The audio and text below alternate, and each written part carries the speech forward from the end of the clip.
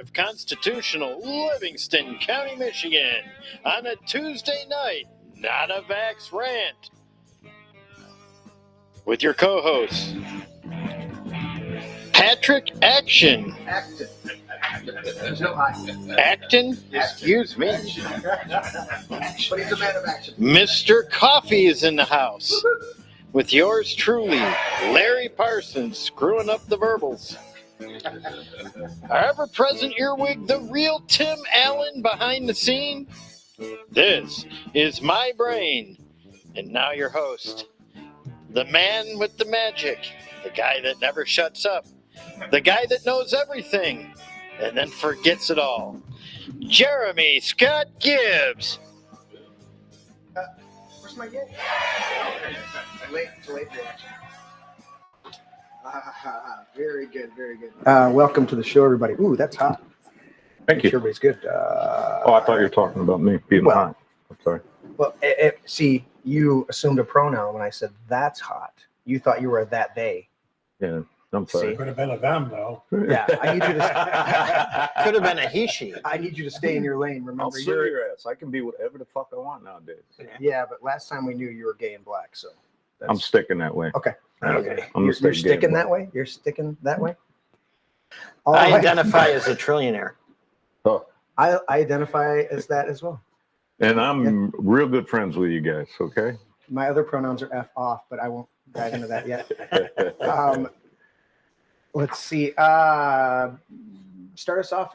There's been a lot of chat going on. Everybody good? Just everybody. They were up before Larry was done eating dinner. There's John Bobby, Crispy Bacon. What's up? Yeah, Crispy. Where's Crispy been?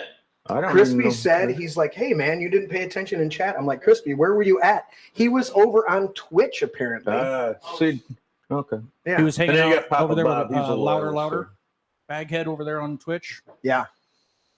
How come we don't have Crispy whatever. Bacon. Never mind. Haven't heard that if you name look, in a while. if you look on that screen, Oh, there's a Twitchy over there. see where the little purple thing is?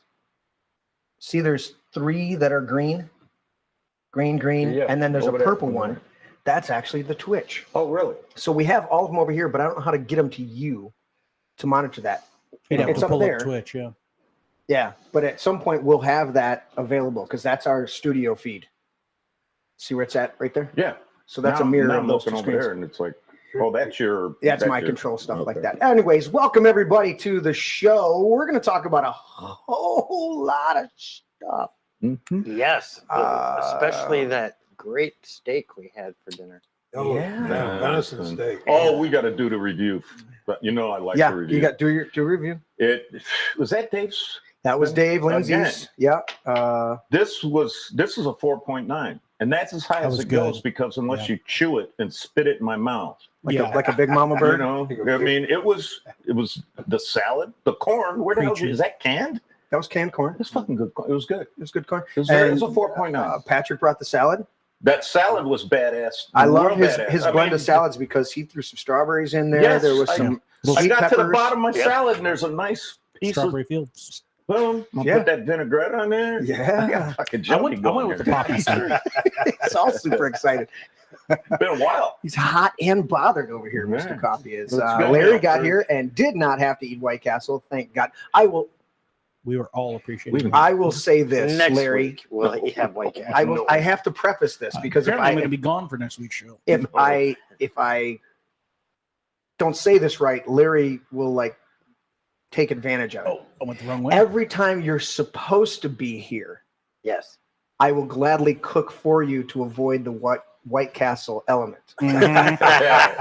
Not every fucking time that you show up here am I going to cook for you, but when you're supposed to be here, It was really bad because today. Larry would be like, I'm coming over. What do you got? It's really bad when you come up into a conversation at my house when we're talking about, I was eating, she made some hard-boiled eggs, and she goes, well, hopefully that doesn't hit you tonight. And it went to White Castles and you, how nasty you are here.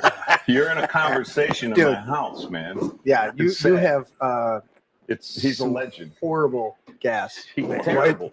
They're White Castle animals. and hard-boiled eggs. Yeah, Yeah. Oh boy, I don't know. animals that have died in your. I don't womb. think anybody could survive eating White Castles and hard-boiled eggs. Yeah. Well, with that fan you got, that's a good thing. Dude, I'm Blow it trying. that And you way. know what? I hope it's not too. Are we good? Are we comfortable up here? Yeah. Okay, because I'm I didn't crank up the Usually I'll hit the AC. AC Yeah. knowing we're going to have a show Yeah, about an yeah. hour before, but we're fine. I'm gonna give Feel comfortable enough. Patrick just a little more gain on I his microphone. I think we're good with we had a little improvement in your set over your left shoulder from this shot. We're looking at some Yeah. new lights over there. that Yeah, looks good. I'm Jeremy's been working on Yeah.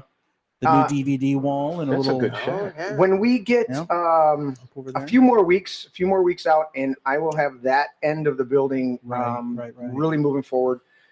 As I lean back, you can see that Yeah, you put your finger up in front of where you, you those- can point right where yep, those two. DVDs are. Yep. Whoops, right there. Yeah, right there. Yeah, There's a shelf right here yeah, that is being built for that section. So there's just temporary shelves. yeah. When that's all done, there's going to be 2 seats over there, and we're going to use actually the fish tanks are back here. So there's Yeah, going to be that 2 looks big cool. fish tanks with some gorgeous fish in them.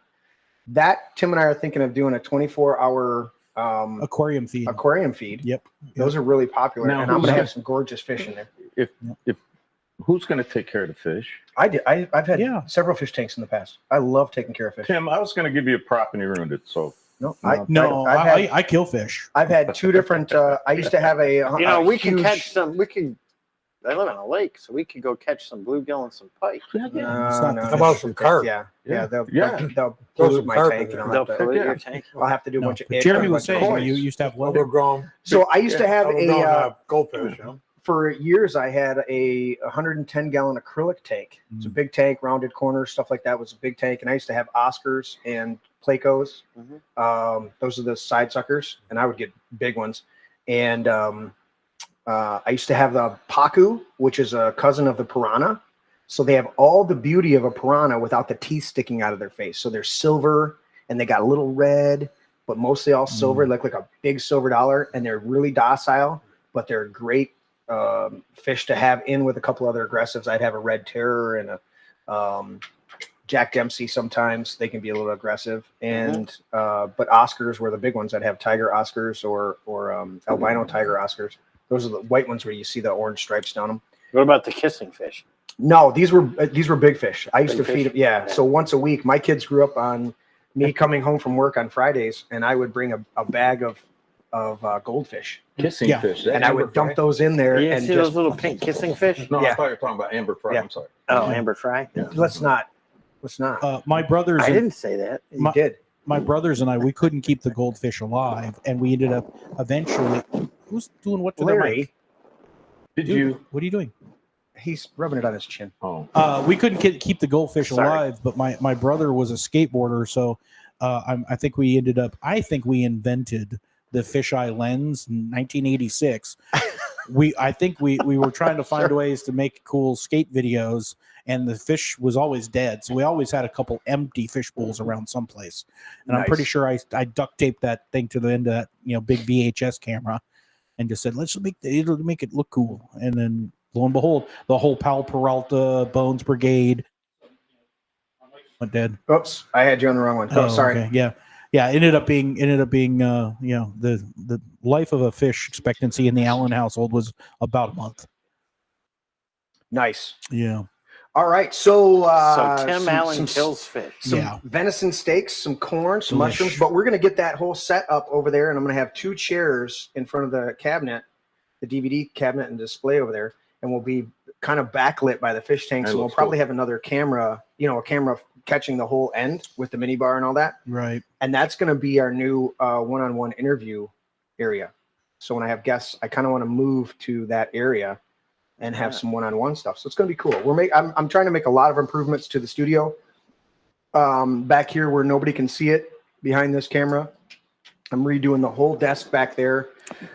Tim now has. Did we I take him? actually have an eye line to you. I had a wall before where I physically couldn't see you on set. Now I can. Yeah, and we have now. Tim's got a whole isolated studio room back Right. there, so he can edit in peace. And then we're gonna have a whole, different Relative. people sitting in the table up here to be able to. Hopefully, we'll have a number of people Yeah. be able to run This door right here and stuff like that. goes Oh, to God, another that'd whole be nice. room in my shot. Yeah, Yeah. Yeah, cool. So Used to be a wall. we used to be a wall. I like to just cut walls out of the way. And, Eventually, the place is going to fall down, and we're like, "This is load bearing." I don't know what's in the way. no, it's a pole barn. I can do whatever I You want on the 'cause inside, That's true. and the That is outside true. just stays where it is. Oh, Bob, you're not right. All right, let's get this going. We need to disclaim? Yeah, we got to disclaim this. Rip that off. Disclaim the out of this place.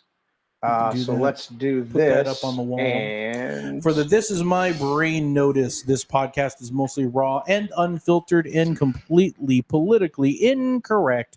We say Merry Christmas and the Pledge of Allegiance, especially the part about the one nation under God. We thank our troops for their service. Thank you, gentlemen, we're at the table, thank you. and all those out there listening. We don't recognize any other but two gendars. Dangle, no dangle. Those are the two. Uh-huh. As adults, we do enjoy adult beverages. Oh, cheers, my We friends. do. I don't know. I don't have the overhead. Yeah. Yeah. Cheers. We do have some language. I think there's been an F-bomb already dropped tonight. Thank you, coffee. No fucking way. Yep, there's another one. We See? love Jesus. Oh, that's right. We don't You curse said nor fuck? swear. We don't No. curse nor swear. I did We not say. what? You did. We Coffee did. did. It was Coffee coffee. cussed? It was. He dropped one. He didn't You even realize. cusser. He does it so often he didn't know. Whose phone is What on? the Anyway, if any of this offends You should have left by now. you would have been gone by now, or unless you're here taking notes and indexing for your own liberal agendas. And if that's the case, you can send your notes to this is my brain host at outlook.com, which is Larry's email, and yeah. he will gladly take that Yeah. and send it on to us. Complain Indexing- all you want. We don't Yeah. care. Yep, lambasting our content. I know that you have a flag, but your flag needs to be skid marked over Mhm. and pooped on. Poop on your Mhm. flag. Coffee. Oh, what doesn't kill you makes you stronger, except for bears. What- Bears will They just kill kill you. Bears. They just Oh, kill did you censor yourself? Tim usually pills. Oh, that he usually stuff. beeps you? You already said No, one today, yeah. so you know. I mean, where is the bears will F-down? fucking kill you then? Okay. Come on, Very I good. was going to say, I'll Bob just- has got me all off my Is game. Bob's working you over there? Yeah, it's Bob, you need to lay off coffee until he has some coffee because he's Yeah. clearly no, not. this is what he sent me. Look, Oh, that is disgusting. I know, Mhm. Bob. Send that to me so I can show everybody how disgusting it is. Yeah, and You sent it say to me. it's I was just about going to fix it in post and put your first F bomb So into your nasty. sentence later. So This is what we do. All right. And Patrick, who is the master at this, he's in the recording at the end of the show. Yep. When you hear it, I cut up a couple little snippets of it. I would challenge you. Patrick's in there. Patrick, take it away, my friend. I would challenge you to a battle of wits, but I can clearly see that you are unarmed. Unarmed. Nice. Yeah, excellent, excellent, sir. And let's see here. Larry, not a Lawrence, Larry. Go. Ooh. Oh, this is a hard one. I don't think you've done this one before. I don't think A you've- well-regulated militia being necessary to the security of a free state. The right of the people to keep and bear arms shall not be infringed. When- That's the Second Amendment. Is a second? Yeah. Yeah, Okay. it is. From December 15th, 1791. Yeah. And it never expires. Never? And never Never? expires. Did you see that one of the But libtards don't understand it. They It's don't. pretty simple I English, don't but they understand. don't You get it. you forgot your punctuation. Yeah. I didn't understand that. Read it again. Oh, there's a comma in there right after Yeah. free state, and Yeah. it separates the two subjects. You know, well-regulated militia. being You know, necessary? that's a statement. Yeah. What they're doing is they're telling the states that it's important for you to have a well-regulated militia.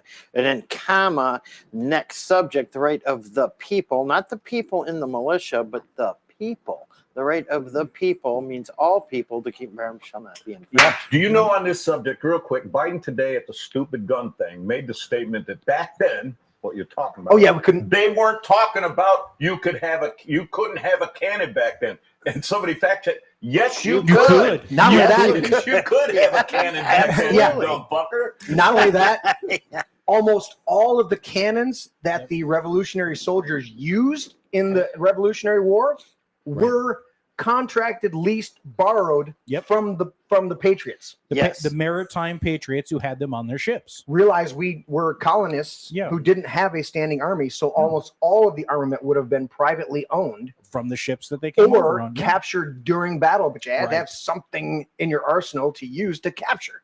Yeah. So yeah, it's facetious. He's a piece of shit. So I think we've established that, right? Yep. Piece of shit who shits himself. I don't know if anybody's seen that. Just in front of the Vatican. Yeah. Well, nothing to see there. I mean, he doesn't like on D-Day take a shit and then come out with different pants 20 minutes later. But he was just trying to sit down. Yeah, sit down and take a shit. You know, there's a dance that's gone viral on. Is it the Biden shit? The quickie the Biden bend, and a bunch of hot chicks are dancing. And they go. And they do the Biden bend with the hippie shuffle. The Biden bend. Nice. Let's do this one for me. This is one I love. In the beginning, I'm waiting for it. In the beginning of a change, the patriot is a scarce man and brave and hated and scorned. And when his cause succeeds, the timid join him. For then it costs nothing to be a patriot. Mark Twain. How much do I bet you that since the 9th district has come down with this ruling, that a lot of these libtards that were telling you wear a mask and put on 10 masks because one isn't good enough, and that you need to get not only this shot but 10 more boosters behind it, they're all going to jump on the bandwagon now that things have flipped. Look at frickin' Fredo, Chris Cuomo. Yeah. Oh, yeah. We've got the video of him and Don Lemon just bashing on everybody who's taking the horse paste, and he comes out now and he's like, we were lied to. Yeah. You're one of the fucking liars. What are you talking about? No shit. You're one of the liars that lied to all of us. Right. The ones who stood up and said, "I'm not doing it." I did. Yeah. I'm one of them. Yeah, I stood up. I said, "I'm not taking that shit." I'm pureblood, man. They're gonna pay me for my shit. Exactly right. And here we go, gentlemen.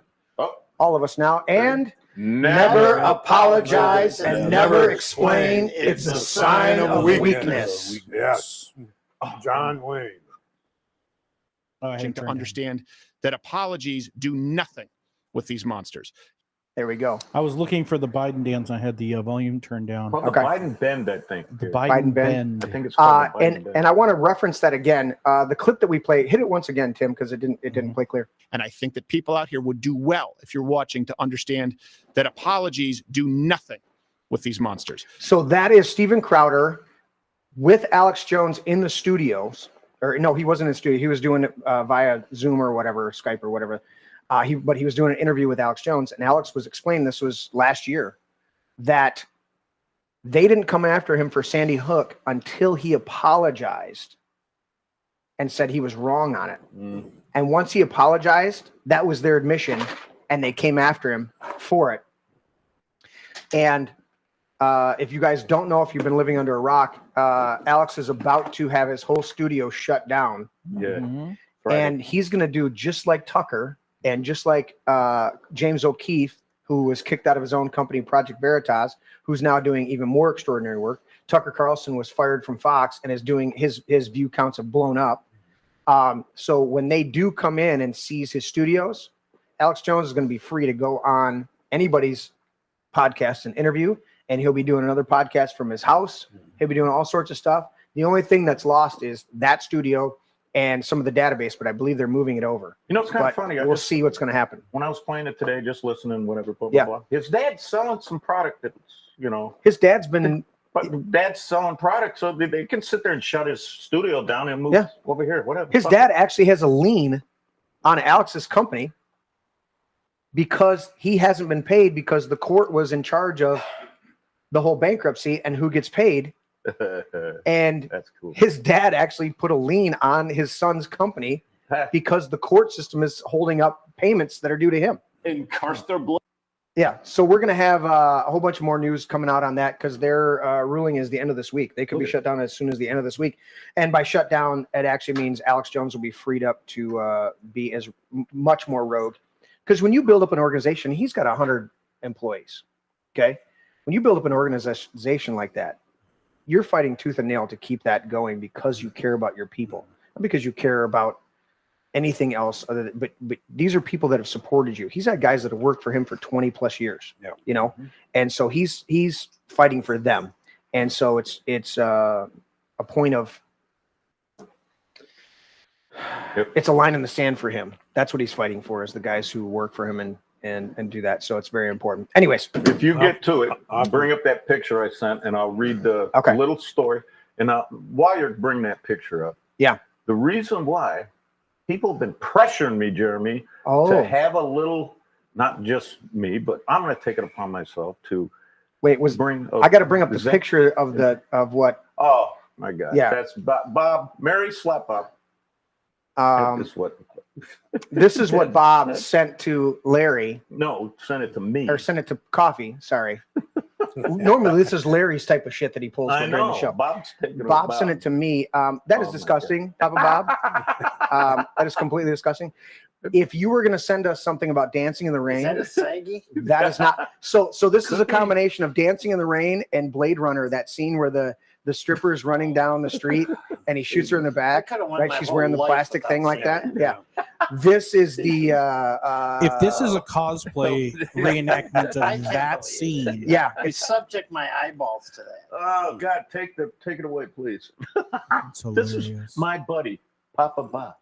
That could cause a lifetime of impotence. From the guy who sends me pictures of your saggy friends. You have no place to speak. No place to speak. Some of the shit you've sent me is scarred forever on my psyche. It's burned in the back of my retinas. Okay. The reason why. Where is that? What and get the what do I mean? Go fuck yourself. Get the next picture up. People have been pressuring me for your show to have just maybe every once in a while local news, right? So I'm going to read this, and you just look at that gentleman there. So I got it in a new tab. I'm going to switch this, Tim. Okay. Well, it's behind us. It's behind us. Okay. So back when this was written, and I got my reading glasses on. When was it? April 22nd. One of the local papers. In Howell had this. Trayvon Hoskins started offering to mow neighbors' lawns when he was 8 years old. By age 10, he had his own business cards. The community had taken notice of Hoskins, now 14, during a House City Council meeting, and thanked him for his service in a big way. He received a Craftsman riding mower, which is just like my new one, a Honda push mower, work boots, socks, business cards, T-shirts, yard signs, door hangers, and fuel for the whole season. I think it was Mug and Bob's. Okay. Here's the rest of the story. So I saw that story. I read it, and I had to use a different profile because a lot of local papers have me for some reason. Yeah, they've got you marked for death. Yeah. So I read it, and I was down in May on a hot day in the evening before school was out, and I was having an ice cream cone with the Queen. And I had told her about this story. Vanilla or chocolate? Mix or whatever. At the Dairy Queen. And I'm sitting right downtown, and I see this young man standing. Well, Tim, what are you doing? Now, you'd be pissed. No, keep talking. Just keep talking. Okay. Keep talking. Okay. Jerry, put your hand up. Block it. While he's talking. No, the other one. Where the fuck is that light?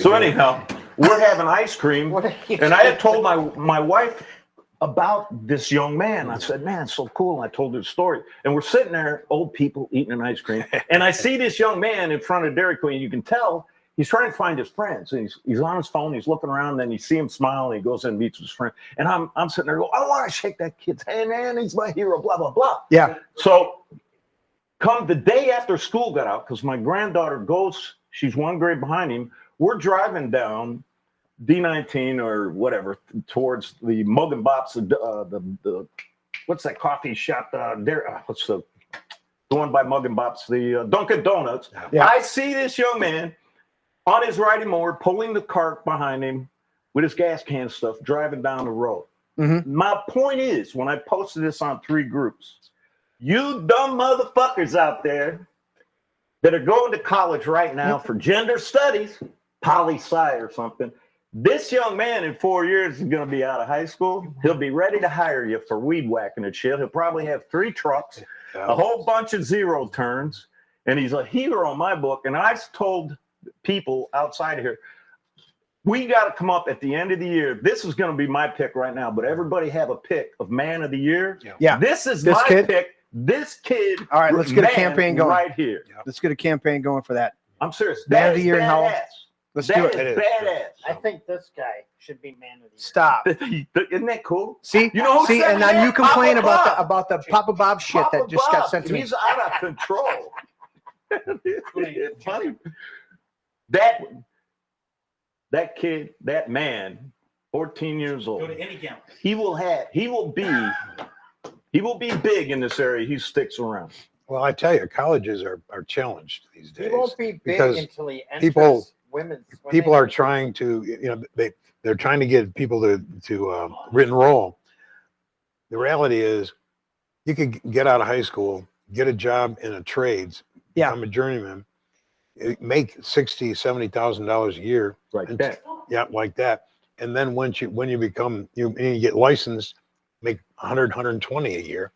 When your buddies are going to college and they're spending that kind of money, Yep. they come out of college a couple $100,000 in debt. Yeah. This guy owns a couple zero turns and whatever. You know, if you're a plumber or an electrician, you already own a home. Yeah. You know? Yeah. You got money in the bank. I'm gonna watch this young man. High school just right down the road. He's my hero. Yeah. I have faith. What's in his name again? How do you Trayvon Hoskins. I don't have my reading glasses. Trayvon Hoskins. Yes, and I saw him For drive- Man of the They Year let the and school- Livingston County Man of the Year. He's Or- going to be. We're going to come at the end of the year. Yeah. We're all going to pick a man or a woman. Now the man has to In have Howell? a big.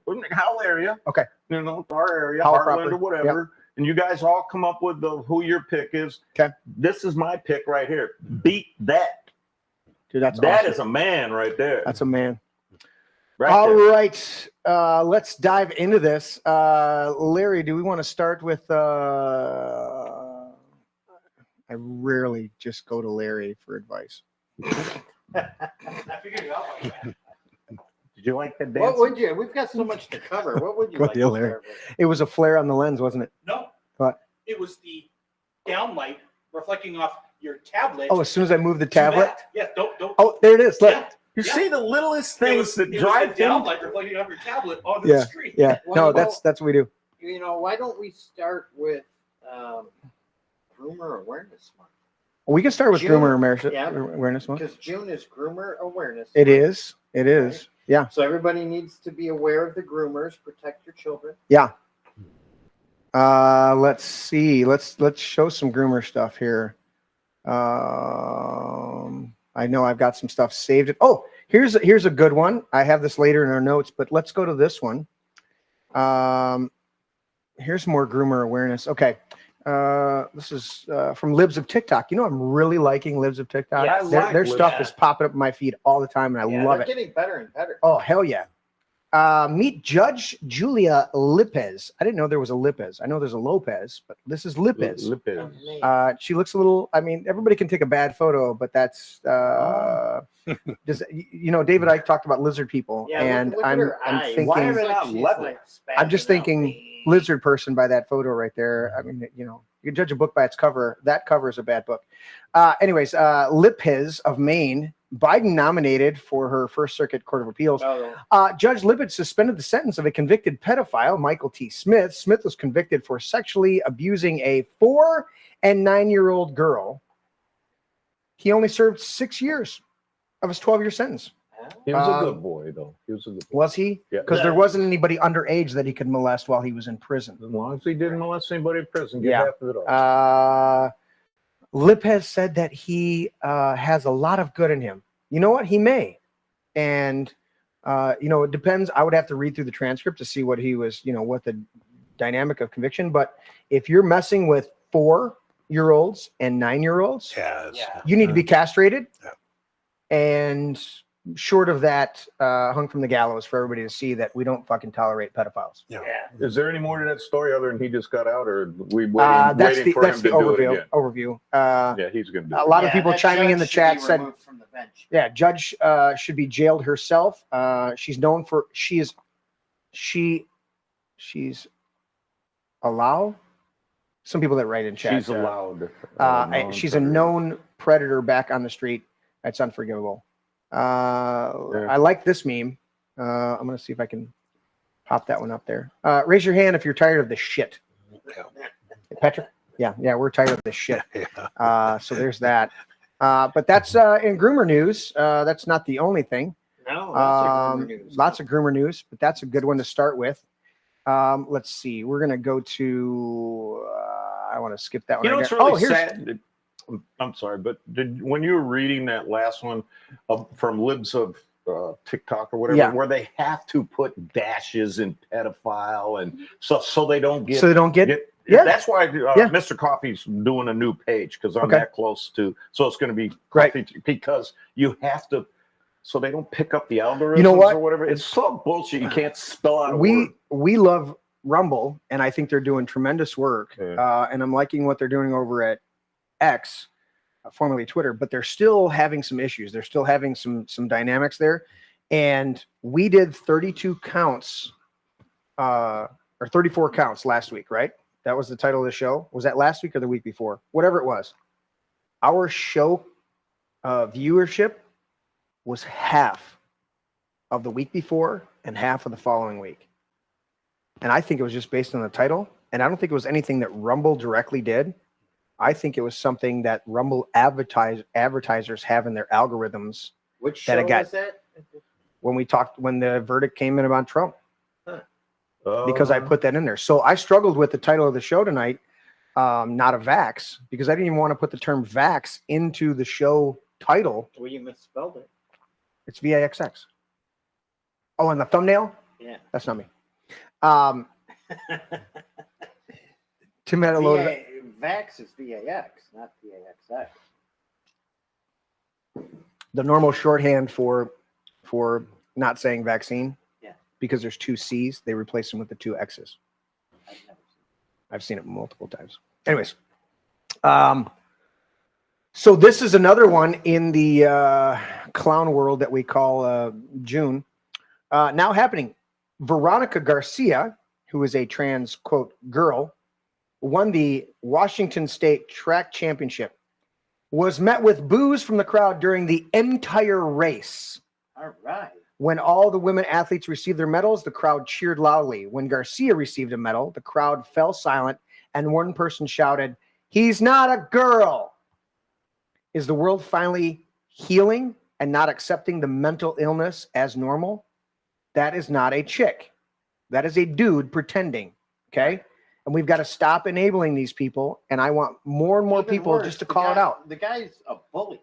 He's picking on girls. Totally. He's a bully. Yeah. He doesn't care. Somebody needs to whip his ass. That's what needs to happen. Yeah. Well, I don't call for violence, but that response I fully agree with. Yeah. And if there's 3 or 4 girls on that track team that need to slap a bitch, you pretending to be a bitch, so maybe you need a slap. We've said this 100 times. They just need to, just the moms and the girls, whatever, need to just get up there in the blocks to race the race. When they hit the gun, just walk off and let the fucker run by himself. Well, just walk out. And they've been doing that. I know. And then that the one we shot talked put about, girls got in trouble for it. Then they silenced the team. The basketball team did that in Connecticut, and they won't let them play anymore. But fuck it. Let them play by themselves. Then. True. Yeah. And I like this. Where Tim went. Right, Pat? The only thing libtards understand is go woke and go broke. So the only way to stop this stupid shit is to walk off the field. And if they suspend your team, fuck it. Too bad. My bad. Too bad. That's, you know what? Go woke and go broke. And go broke. They understand that. Yeah.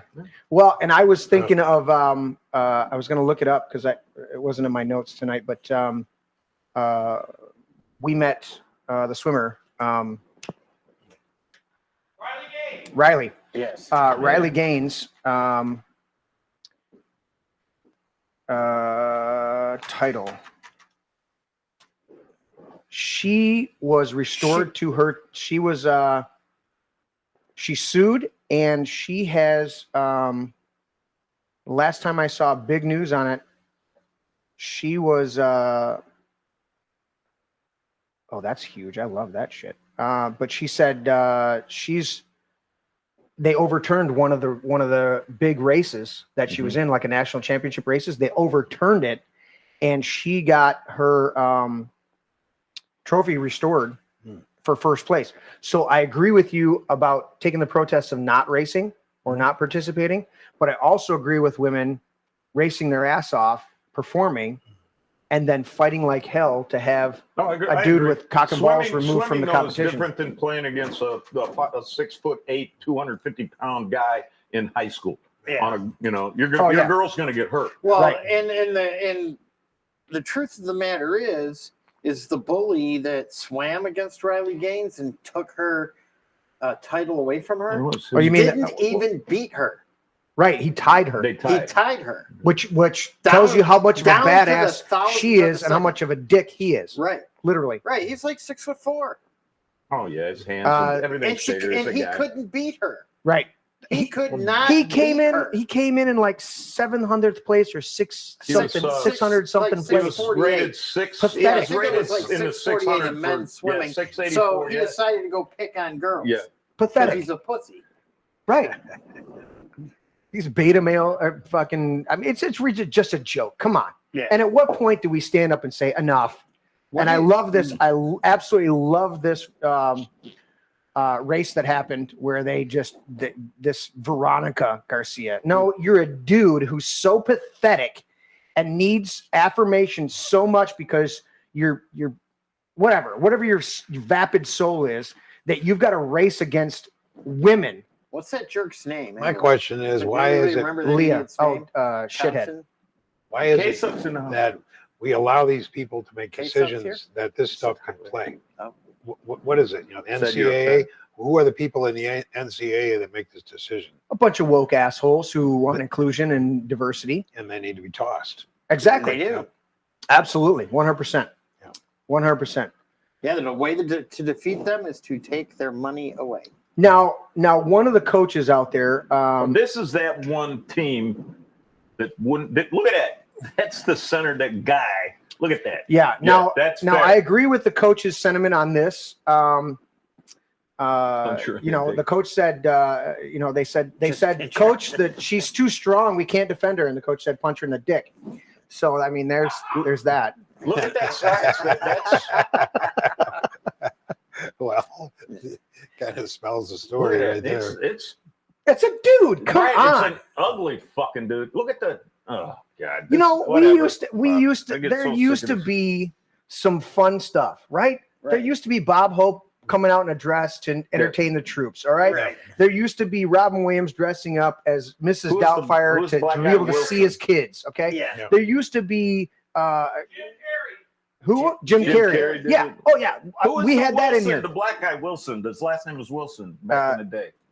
He Flip. Flip Wilson. He did. Yeah. It. Good. The funny Well, stuff. they did it on the Laugh-In. They did it on a whole bunch of shows. Yeah, And they but did it it on was fun. and it was comedy, and you knew it was comedy, right? Now, these fuckers think that somehow this is their true identity. It's like, what are you doing? I watched a guy get beaten almost to death for dressing up like a girl and pretending to be a girl. Well, the problem is he kissed the wrong guy. right. Well, Oh. Crocodile Dundee Reached down and found taught us something and he said, didn't expect. Somebody reached down and found something wasn't supposed to be there. right. And Remember that guy almost died that night. Crocodile Dundee? Yeah. He reached down and found something and was like, yeah, he's a Sheila. That's not right there. Yeah, there's a cock and balls. Not playing with that there. I got my own set to do with it. Let's do this one right here. All right, here we go. Let's do this. And speaking of that particular shithead, there it is. 1990s comedy, Jim Carrey and one of the Winans brothers, and the 2020 reality, Leah Thomas and Raggedy Ann. No, she's Cabbage Patch. She's the black Cabbage Patch. They're the White House spokesman, White House liar in chief. Yes. Speaking for the commander in chief. But I mean, perfect. Yeah, I don't know how she manages to keep a straight face with some of the lies she tells. Oh my God. And she's got a dude, she should go out for gymnastics at her age Yeah. because the amount of mental gymnastics she does Yeah. is amazing. Yes. she would be bouncing all over the hole, and she could do the whole what do they call the big mat, where they bounce across and then bounce back around and then flip up and then do the splits, come down and then pop back up, and it's all choreographed. Yeah, And she's not that good at it. but she's doing more gymnastics than I've ever seen anybody do. That's what I'm saying. It's just sheer onslaught of mental gymnastics. I got to give her kudos. Yeah. Because how do you juggle a bend over and shit himself president who's stolen more money from the country than anybody in modern history? Yeah. Oh, yeah. And today, his speeches today were just the mumbo jumbo. Oh, good. Did you see the cut? I took a lot of drugs today, so I could talk. No. Did you hear AFT? You know what that is, don't you? Yeah, AFT. AFT? You know what that is? The American Federation of Teachers. No, AFT is ATF. He said I know. AFT. he can't even. He's talking at the gun thing. The dude's so fucking bad he can't even spell FBI. Shut the teleprompter, man. It's ridiculous, dude. It's 3 letters, dude. Read them. I mean, I grew up with one step parent that had a little bit of dyslexia, and I have dyslexia with numbers. Yeah. I'll flip my numbers, so I have to write them. I have to write them down, especially doing carpentry and stuff, because I'll watch myself write the second number first, and then put the other number in front of it, and then 92 and a half, and I'll write the 2, then the 9, then the half, instead of 9 to half. Yeah. It's not a horrible thing. It's just something that I've noticed. I have that. Where I I do that. yeah. I'm like, why did I write the second number first? Anyways, but what fuckface, I mean, the former vice president is doing is far beyond that. That shit. Quite the piece of work there. I gotta see this one. Oh, let's. Oh, wait, don't go to that yet. But I'm gonna pull it up. I won't go to that one yet. Okay. What are we gonna go to next? Coffee. What do you got? Well, no, I'm writing you a note. I'm going to tell you You're something. gonna write this. Oh, I got a couple friends that are vegan, and I found out. Before you go to that, I just want to show you something. What do you got? Well, I'm gonna mention something. Don't let it. Good. This is what I'm doing. Okay. Okay. All right. I got to tell you, this guy. Yeah. That I don't want to mess up mention his name. Don't mess it up. But you know how they got these cameras now that are about the size of a nickel? Yeah. So They this can put guy, them in a button. right? Yeah. It's about the size. He showed me. It's about the size. He's got like 4 of these. I don't want to mention.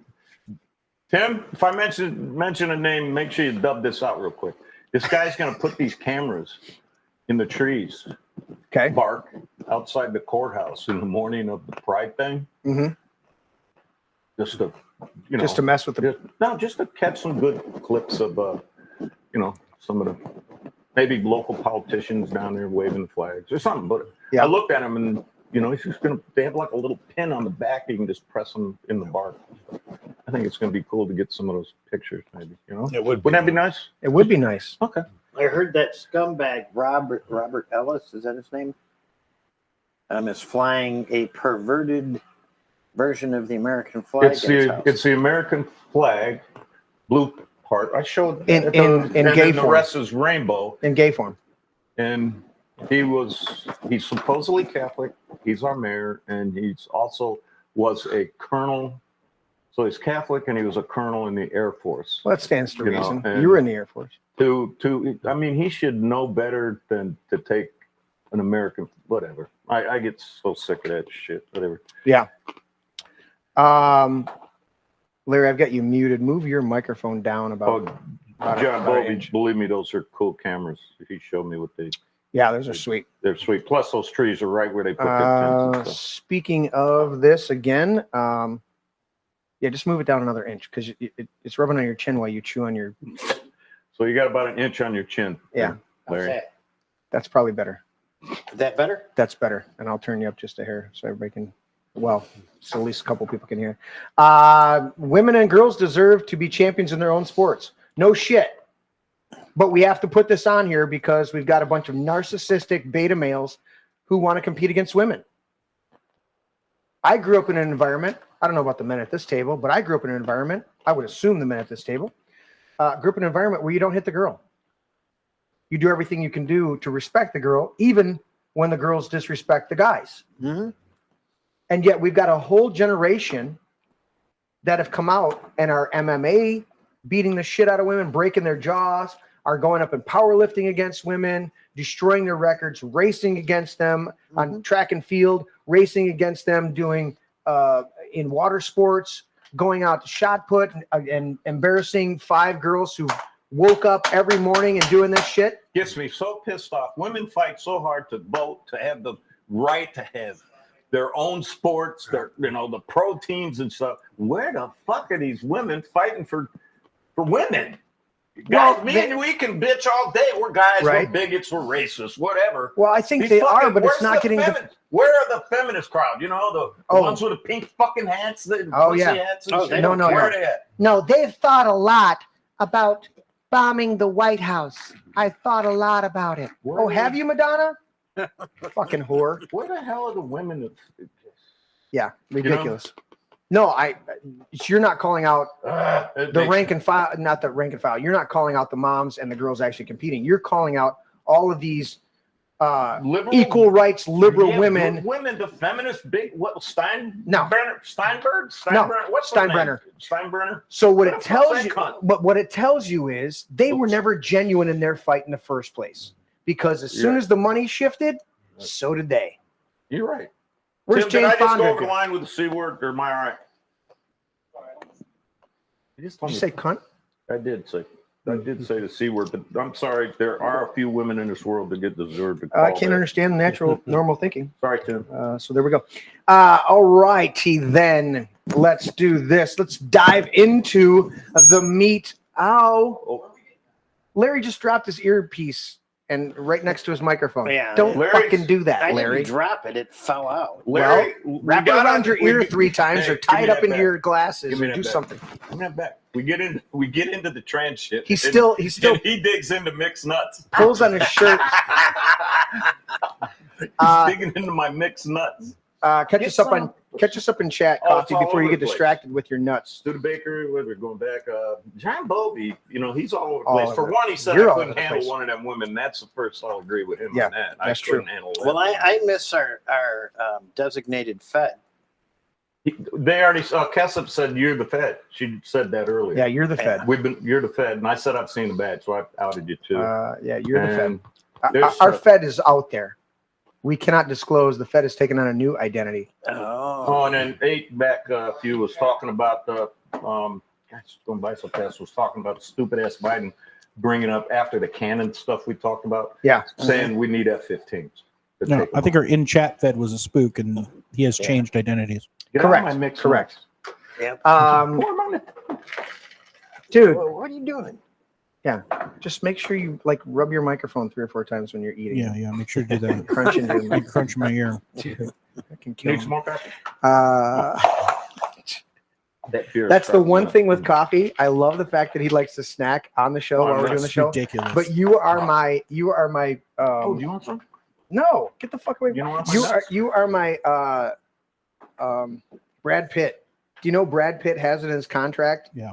On every movie that he's allowed to eat whenever he feels like it. No shit. And almost every one of his movies, he is eating on set. He has a bag of chips or something like that. It's in his contract that he's allowed to do that. And if it ends up in the footage that they use in the film, there's no repercussion for I him. didn't know that. Yep. Because he's Well, when you're he's that constantly at the top of your munching. game, you can call your own shot. Well, he's constantly munching though. He's constantly he's constantly grazing. He's a grazer. It's all good. So what are you trying to say about me? I got You problems. are a grazer. No, I've watched you. You're a grazer. You like Well, I'm looking over at Patrick Fidget. here. We're talking about skiing and Well, at least mountains he's not a and- groomer. yeah. This is true. Thanks, Larry. That Thank was you, Larry. totally. I mean, brings us back to So something. you like my nuts, though, right? Before we get into I'm not Biden being answering that question. Hunter Biden, the smartest, most intelligent man that the former vice president has ever known. His son Hunter, the crackhead. That's a scary Um, thought. That's what he said. I know. They had to take the top of his head off to see if he had a brain. Mhm. So before we do that, Patrick, you haven't been. You were back last month. You were my regular co-host for a better part of a year. You came back with Perry and Angie. And we've got something when we come back from the break at the top of the hour or top of the show. I'm moving break media now. Yeah, so we'll about a half an hour. We're going to go to break, and then we come back from break. That thing we were talking about is looking pretty tempting. I mean, we might go 15 minutes to break. Oh, because he wants to tear it. I want to tear it So they apart. brought us a gift, and we're going to profile that on there. But if you guys get a chance, I want to post that in the show notes. In fact, I'm going to put it in the description. Not in the description. In the so everybody goes into the live chat. Comments. I'm going to put it in the comments section.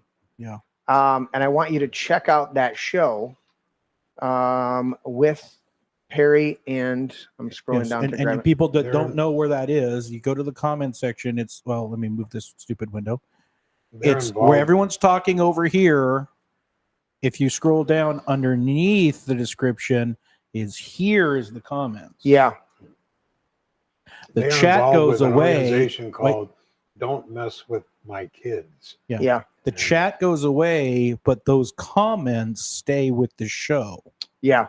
So, okay, there it is. I found it. I'm going to share that in the, why is that not allowing me? I have to click on it and not allow it to play the audio. And I will share that right now in the chat. So you guys, when you get a chance, bookmark it and watch it later. Great husband and wife team, awesome organization that they represent. We'll come back from the break when we do, and we will profile the gift that they brought for having us on the show. And they said that they've just had a phenomenal outpouring of just since they were on the show. Wasn't a ton of views, normal, a little bit normal, or maybe a little less than our views, but they said that the amount of divine opportunities that opened up since being on the show has been incredible. And so we just want to profile that. All right, let's do this before we go to break. Let's get into the shithead known as Hunter Biden. Hunter Biden found guilty on gun charges the same day as President Biden gives a speech on gun laws. Oh, shit. As Biden's out there touting the gun laws. Yeah.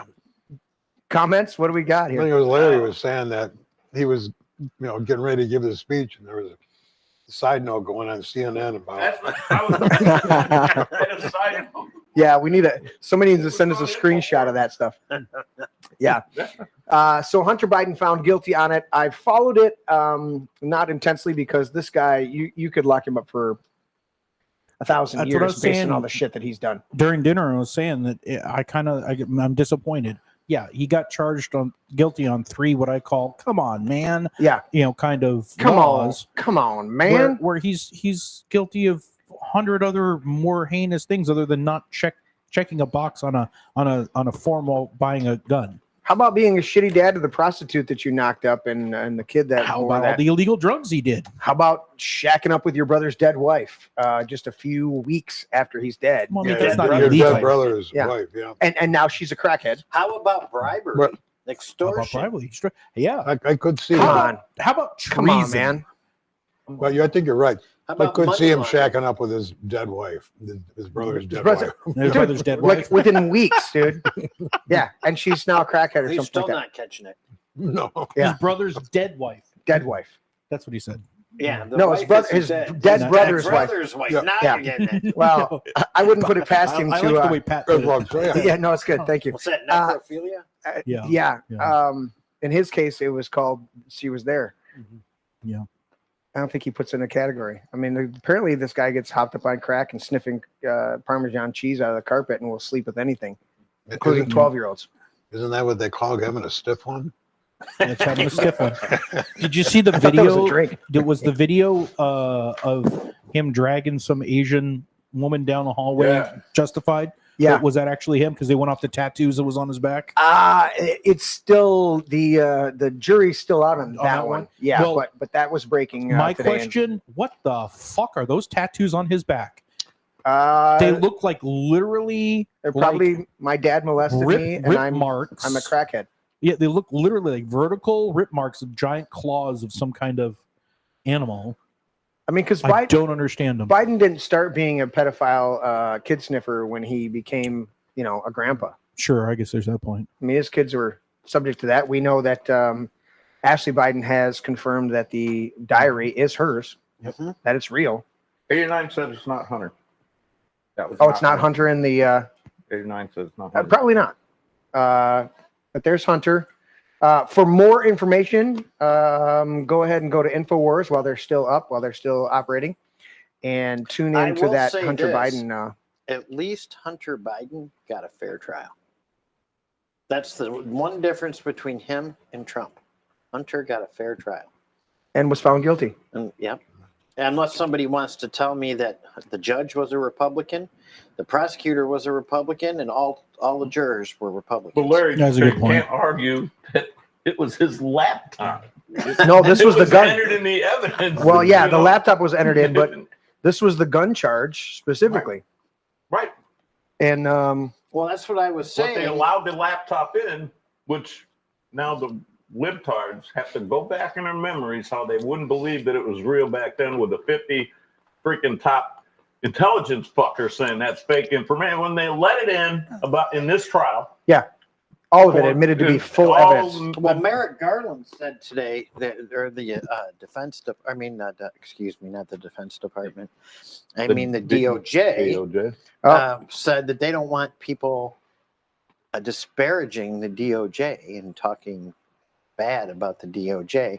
Then do what you're supposed to do and honor the law. Well, they don't honor the law. Exactly. They were doing everything. Remember the sweetheart deal? They tried to cut Hunter, and they were trying to sweep everything under the rug. Yeah. They tried their best to make this all go away for Hunter Biden. Absolutely. While sharpening their teeth and going after Donald Trump. Right. Exactly. Right. And sweeping Hunter Biden. And that what amazes and me. if it wasn't for that judge coming in and saying, Right. it'd be gone. They'd have covered it all up. But these idiots will not go back and go, boy, did they fucking jerk me off. Lied to me and I believed it. I can't believe it again. And they'll keep believing the shit that they passed them. Yeah. They'll keep believing that shit. Wait till September.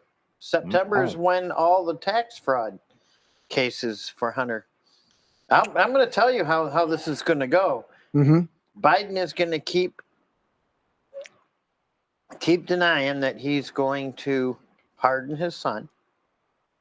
And then the day after the election, he's going to pardon his son. Let me ask all you guys this. Yeah. Do you really? I don't think he'll even. I don't think Biden will make to the election. This guy, if you're really watching this guy, he is really dropping fast, man. I mean, not just over 3 years. I mean, just in the last few months. I didn't think he was going to make it as far as he made it. Did you see it? How many times have they brought anybody juice to the front row in a church, like a little glass of juice when you're sitting in nice air conditioning? Did you see that today? He's sitting there at that. Whatever he went to the Baptist church that they were for June 10th or whatever. He's sitting in the church, Juneteenth. Juneteenth is such a joke, like dude. this and they bring him out a little glass of Tang. It looks like. Yeah. What do you think was in there? A whole cocktail to keep him coherent. Yeah. I don't think he's going to make it, man. Probably vodka. He's dropping quick. Comatose. He really. Yeah. He's dropping very quick. Let's do this. By the way, Bye. out of curiosity, what I was talking about are these tattoos.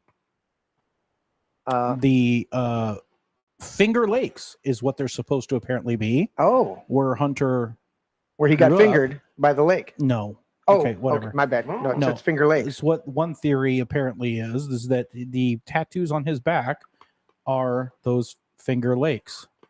I'm kind of seeing it, but is that it's in reverse. Look, it's in reverse. Yeah. See how this lake down here, and I do maps all the time. Mhm. It's got a split on it, and it's this lake over here. If you can see my Yeah, mouse. but what are those little switchies on. Yeah. I can see the middle part being it's Finger reversed. Lakes. What are the two other little Yeah, switchies? the map It's is reversed reversed. from what his tattoo is Well, because it's in it's a mirror. reversed because he's being shot in the mirror. The map's normal, actually.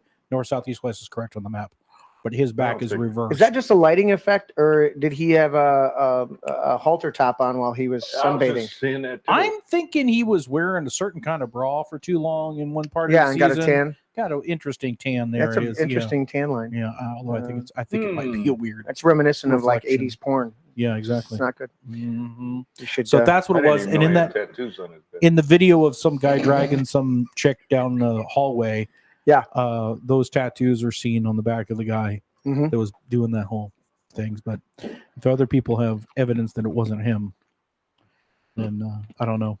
Right. All right, let's get to this before we go to break, because this is what the title of the show is. We'll have more to talk about when we come back. Well, if you're going to say get to this and then not put it up, I'm scrolling down because it just disappeared. I'm still learning how to scroll we go to through the my graphic. TikTok. All right, here we go. Yeah. And this is from the real Alex Jones. Okay. It's not up yet. Damn it. Well, see how when I click on it to make it go over, Old news, Tim. it goes to the side. It's fucking weird the way it does it. Still not there. All right. And there it is. So wait, so look at this, Liz Wheeler, and she's a frequent one. She's big in the stuff. So wait a second, the Ninth Circuit Court of Appeal, which is called the Ninth Circus because they're traditionally very liberal, very very leftist whack jobby, just declared that the mRNA COVID jab is not a vaccine. Yep. Does this mean that Pfizer and Moderna lose the liability protection for their shots and are now responsible if they're not a vaccine harms people? And Alex Jones's answer on here, which many people have already chimed in, but I like his answer because it covers just about everybody that's chimed in. Yeah. The short answer is yes.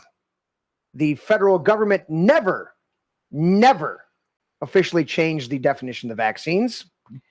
They simply changed the definition on the CDC website to basically anything that they wanted to put in your body. The 1986 law that gave immunity to vaccine makers is based on the old definition. Doubly dangerous for Big Pharma is the fact that the 1986 law does not give immunity to conscious fraud. So not only do they not have immunity because it was never a true vaccine, they also do not have immunity if there's any emails, correspondence, anything written down that says, we know this is not a vaccine, this is something else. And you know what? We have all that shit because leakers have been coming out left and right. So what it says here in the... I think we should ask Dr. Fauci. You think we should ask Fauci? Yes. We need to know from Dr. Fauci, It's is this Bill a Bowen's vaccine? notes. Is it? Yeah. You sent me that on Facebook. I'm going to switch off real quick, Tim, and go to the Facebook. Can Fauci define vaccine as well as the left can define woman? No, probably not. Ketanji Brown couldn't do it. Yeah. Can you tell me what a woman is? I don't know that I can. Oh, it's simple. Kasip says she wishes she was on the show tonight. Dude, we love Kasip. Yeah. She's awesome. Well, did you send it to me on... Sent to a messenger. Uh-oh. I mean, none of us are stopping her from being here. Does she just have like priorities or something? I'm not seeing it, Patrick. Oh, there it is. No, I got you. I sent you the link on Rumble. Send it to me again on Messenger. I think you sent it to me on you texted it to me. No, I sent to a messenger too. All right. I'm not seeing it yet, buddy. Anyways, we'll pull this up. This is from one of our local pastors here in the area, Pastor Bill Bolin. He wrote up a nice article, and I read just briefly a little bit before the show started from Patrick showed it to me. So I want to read this because he does a good breakdown on it. Yeah, we love Kasip. She's phenomenal. We've had that was a question earlier in the chat talking about who's been missing. A lot of people have stuff going on in the summer, and they haven't been able to go. I know. What do you want? What do you want me to do? Nothing. It's all good. Okay. I wasn't sure you knew. I did. Anyways, so this is huge that the Ninth Circus has changed this. In fact, I'm going to go to InfoWars because I know there's some stuff on there too, as well as reading Alex Jones's stuff. but you don't know the repercussions that are going to come out with if these vaccine companies no longer have immunity. Right. And this is what's happening is the school has been proven. They never should have had immunity to begin with. Correct. But they put, so the idea of a vaccine, and I disagree with, but the idea of a vaccine is you introduce a weakened or dead version of whatever you think that is causing the issue. Or Right? parts of it, yeah. Parts of it. So it can Which identify triggers it. the immune system and causes people's immunity to build up. Okay. T cells. Yep. I disagree with the whole premise of that, but I understand it. Based on that, Said that twice. okay. Based on that, I just see it pop up. Based on that idea, when you need a vaccine rollout during a pandemic, they have an anticipation that you're not going to get it perfect. You're going to get it close. You're going to get it, not going to get it perfect. So they wanted to put in, the reason for the 1986 law was to put in a certain amount of protection to say, look, you're being called on by the nation to produce something that doesn't have 10 years of testing involved in it. There may be something wrong. We're going to protect you because we're calling on it. You know, it's on the medical dynamic, it's akin to saying we need you to build the Abrams tank for us to go into the European theater during World War II. It comes back 6 months into the war that we need more armor plating on the front because we're getting taken out simply by, a few Panzer tanks just being able to blow a hole in the front of it. And they go, okay, we need more armor plating. So does the manufacturer of the original tank get sued because the plating on the front of the tank was not adequate, even though they followed the specs that the Army was requiring? No, they up it, they do that. That's the premise. Not saying I agree with it, but that's the concept and idea behind it is we're going to do our best in a short amount of time and put this out. This whole pandemic bullshit was trying to fly under the radar on that whole, riding on that whole immunity thing so that it can make millions of dollars. Everybody out there that thinks that we got the vaccine for free for those that took the jab, nobody here in this room, in this studio. Mhm. But those out there that took the jab and got it for free, they didn't get it for free. It was a huge wealth transfer from the American taxpayers and the Federal Reserve printing money to Big Pharma. Mhm. That's what it was. Big Pharma got paid. Real quick Look at the question, dividends, Jeremy. all that shit. Yeah. How many people on that night? How many judges on the night? 5? Three. Three. There's 3. Yes, 3. Now, So I'm I'm just curious. Was it unanimous? I mean, it's very apparent. A vaccine keeps you from getting something, so it's very apparent to me it was a therapy. But I'm always skeptical. Well, that's was it all 3 of them, 2-1? I don't know. I didn't hear if it was unanimous. I didn't hear the or not. ruling. It was either 2-1. I mean, it's very. it A had- vaccine keeps you from getting something. Well, There's that's two the possibilities. premise. It's either unanimous or 2-1. That's the premise. But if you actually do like a study with Sherry Tenpenny or a lot of the other people that are not studying that are not vaccine advocates, or if you read, this is the only one thing that I like about RFK. You read RFK's book about the vaccines. Their vaccines don't work at all. In fact, there's been more of an outbreak of polio throughout Africa because of the supposed polio vaccine than they ever had with polio, because they're actually getting the disease. All right, let's read this. Well, there's two paragraphs here. What 2 paragraphs, Patrick? really you looking at? come into play. This is all about teachers that were let go from their positions because they refused to get the vaccine. Okay. And Nelson, I'm not sure who Nelson is. He's probably the attorney that took this to task. What paragraph are you at? I'm following you over here. I'm at the 4th one from the bottom. Nelson further. Yeah, Nelson further excoriated the school district for its shameful attempt to manipulate the legal system in order to escape penalties for forcing healthcare mandates. Skipping down 2 paragraphs. Nelson's opinion is backed by none the less COVID czar Anthony Fauci, who in court last week said that the protection offered by the jab is limited. They didn't say that years ago, did they? No, they came out immediately and said it'll cover you 100%. If you take the jab, you won't. And we all need to be in jail. Right. Oh, you know what? Remember when I didn't have it pulled up. Tim, see if you can find us real quick. The shithead late night talk show host Mm-hmm. that says, you go to a hospital and you've got the jab. Okay, come right in. Yeah. Oh, you come to a It was hospital and Jimmy. you don't have it? It was Yeah. not Fallon. Rest in peace, Wheezy. Yeah. Yeah. I'm like, it was you Jimmy. piece of shit. Yeah. He's a.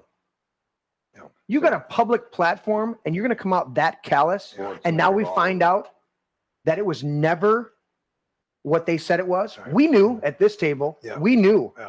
Okay. And we were the ones vilified. My channels were taken down. Okay. Removed from Facebook, removed from YouTube for questioning the election, for questioning Vaccine. the vaccine bullshit, Yeah. the whole COVID thing. Yeah. We said it here, and we were a small little podcast. Whoa! Yeah. Did you see what Tim? Did you see what Ketchup just said? She was bitten on her eyelid by a spider. Right side of her face is swollen black and blue, and can't see well out of her right eye. I Is don't that watch right Trump. now? Yeah, she just said that a little while back. I just What saw the it, like, hell? what? What's up, Ketchup? Is that why she's? Yeah, Oh, I don't That want to see her sucks. looking like that. I don't either. Ugh. The suit was ultimately remanded back to the district court, where it will be decided in light of the new ruling precedent established by the Ninth Circus. Headlining this. So this was from local pastor Bill Bolin. Was that Ninth Circus or Ninth Circuit? They're synonymous when you think of the ninth. Yeah. The ninth is a circus. But they got it right this time. I mean, Yeah, they did. broken clock. If you look exactly at that moment, Mhm. once or twice a day, a For broken a clock, you minute. go, oh, that's That's right right. on. That's right on there. When a did minute. they I do? would check with the When micro. did they do this? Just in the last couple of days? Did they do this? The ruling? Ninth Circuit ruling came out 2 days ago. Oh, there's or gonna not be 2 a days ago. whole Today's bunch of Tuesday. Lawsuits for back pay and Oh. shit. Dude, well, you know that the Navy specific, as it was the Navy I thought- specifically, but the Armed Forces has had to backtrack huge for the amount of soldier. In fact, it was a big thing before Congress, and they're like, "Yeah, we backtracked, and anybody that wants to come back, they can come back because we forced it on them." And 2%. 2%, and they said, "Well, Well, that just proves that they don't want to be here anyways. No, that proves they don't fucking trust you. fucking ass." Exactly, dude. So I want to, leading up, let's do this real quick. We'll come back and have some more discussions. We got some other stuff coming up. You're good, Patrick, reading that? Okay. I wanted to ask our two veterans at the table. Now, we do the veteran show. Tim's working on that. Some of the graphics, we're about to start dropping some of those episodes. They've been phenomenal. But one of the things that I haven't gone over with our veterans yet, because we've had so many great stories, just talking about being brothers and serving and what it means and dealing with, your band of brothers that are great. And then a few oddballs in there that you've got to be aware of, and the higher ups and managements that can try to screw you over. But I want to throw this question out real quick in the last 4 or 5 minutes before we take a break. Before you ask the question, here's that joke. Oh, thank you. Fauci said that if hospitals get any more overcrowded, they're going to have to make some very tough choices about who gets an ICU bed. That choice doesn't seem so tough to me. Vaccinated person having a heart attack, yes, come right on in. We'll take care of you. Unvaccinated guy who gobbled horse goo, rest in peace, Wheezy. Yeah. Funny, Jimmy. Yeah. Yeah, good job, Jimmy Kimmel. You piece of shit. The idea Yep, that's what it And was. people actually cheered that, which is a joke. Yeah. Yeah. And the amount of people Right. that died, Right, Patrick. Fuck Yeah. you. Right. we know the amount of people that died because they suspended all preventative care, all surgeries other than emergency, No. all health checkups Yeah. during that whole lockdown. Yeah. You had a huge spike in heart attacks, cancer, and what's the third category of deaths? There was a third category of deaths. Anyways, you had spikes in all those because people were not getting the proper care they would because they didn't qualify and then we had nurses and doctors in hospitals doing TikTok fucking videos while the emergency rooms were vacant, and fucking CNN and MSNBC and places like that were using B-roll footage from hospitals that had nothing to do with the current pandemic that they were doing. Well, let's not forget that they were counting all deaths as COVID deaths too. Yeah, dude gets beheaded on his motorcycle because he's flying down the road and COVID veers death, off yeah. and COVID death. Yeah, I don't know what the third category would be other than accidents or vascular disease. I just don't know. I'm trying to think because the normal Heart attack. third You know category of what's medical is medical malpractice. Right. What's, But it would technically be the fourth category. what stat I would like to see? Yeah. Is did more people who were vaccinated die from COVID, Or did more people that were non-vaccinated die from COVID? Well, that is a stat that I have in my notes. And yes, more people died from the vaccine, and it's now coming out that more people died from the vaccine or have died, and the number is increasing. Right. And the insurance companies are, more people, aware of it. Well, they stopped counting COVID deaths magically as soon as Biden got elected. Right. And more people That's a died. good one. Huh? Yeah. No, I'm listening to you. Yeah. So that's a good one. Man. Yeah. And more people died under Biden than under Trump. True. Well, he's the one that Trump So, did everything he could to open everything back up, and Biden did everything he could to shut it down again, right. or to institute mandates, and multiple people lost their job. Septic and shop techs was septic and shop techs. Septic, shock, so they're not getting the antibiotics or whatever they needed. Right. And there was a guy, this is a historical thing. There was a guy in the 1900s, turn of the century. He was a band leader, the big, huge bands back then, not a band but an orchestra. And he would get up there with this 6-foot pole, and he would tap out the songs, and he would be leading, unlike a little wand that a lot of them do. He had a pole that he would do it.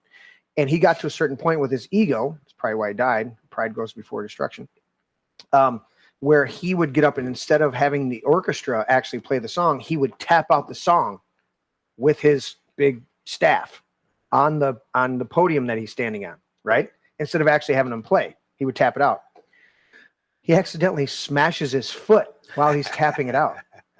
And he's so prideful that he doesn't get his foot checked out. He gets gangrene, and within a month he's dead because he never got his foot checked out. That's what the fourth category, or technically a third category, when you remove medical malpractice, which all three of the categories actually fall into that during that time.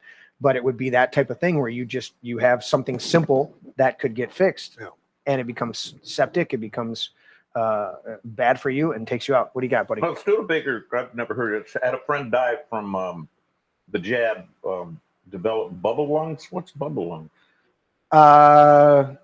I know it off the top, but off the top of my head, I'm not coming.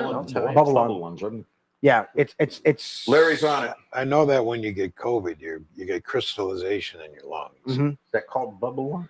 I think bubble lung is where the fluid sacs in your lungs are burst, Right. and you literally drowned.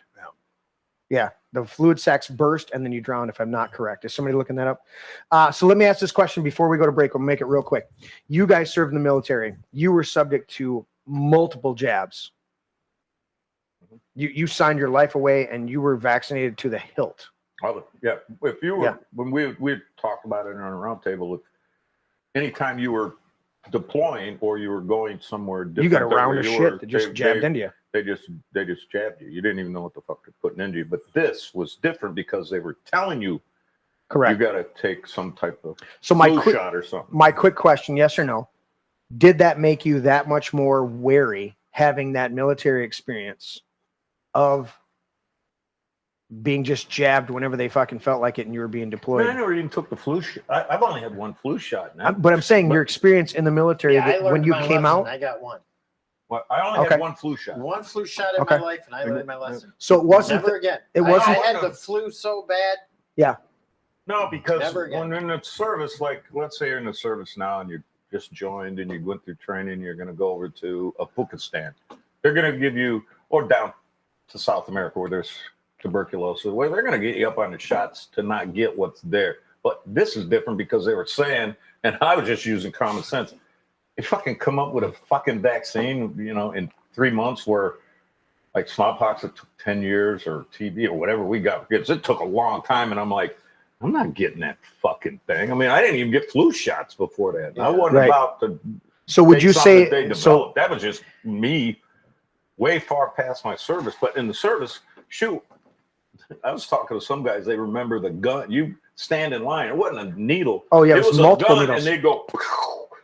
You just kept moving. You'd stop for a second, and they'd put it up, and it was like a gun with a thing. And they go, "Don't move when you stop. Don't move your arm. It's gonna rip right." And it was like a gun. It was multiple shots. Yeah, it was an air compressor.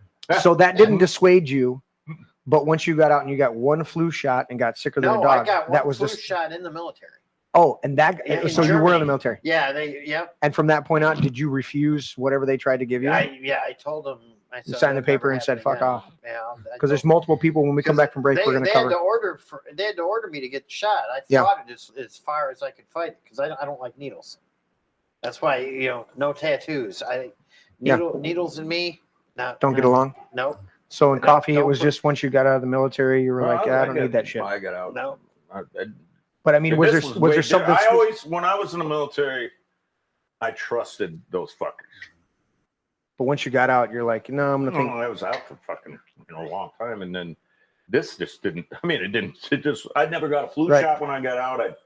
I used my, Because that's always been interesting to me. The military. playing chicken just- shit and stuff. when I Yeah. was a kid, See, you know, basically, they ordered me to take the God shot, gave me. and then Yeah.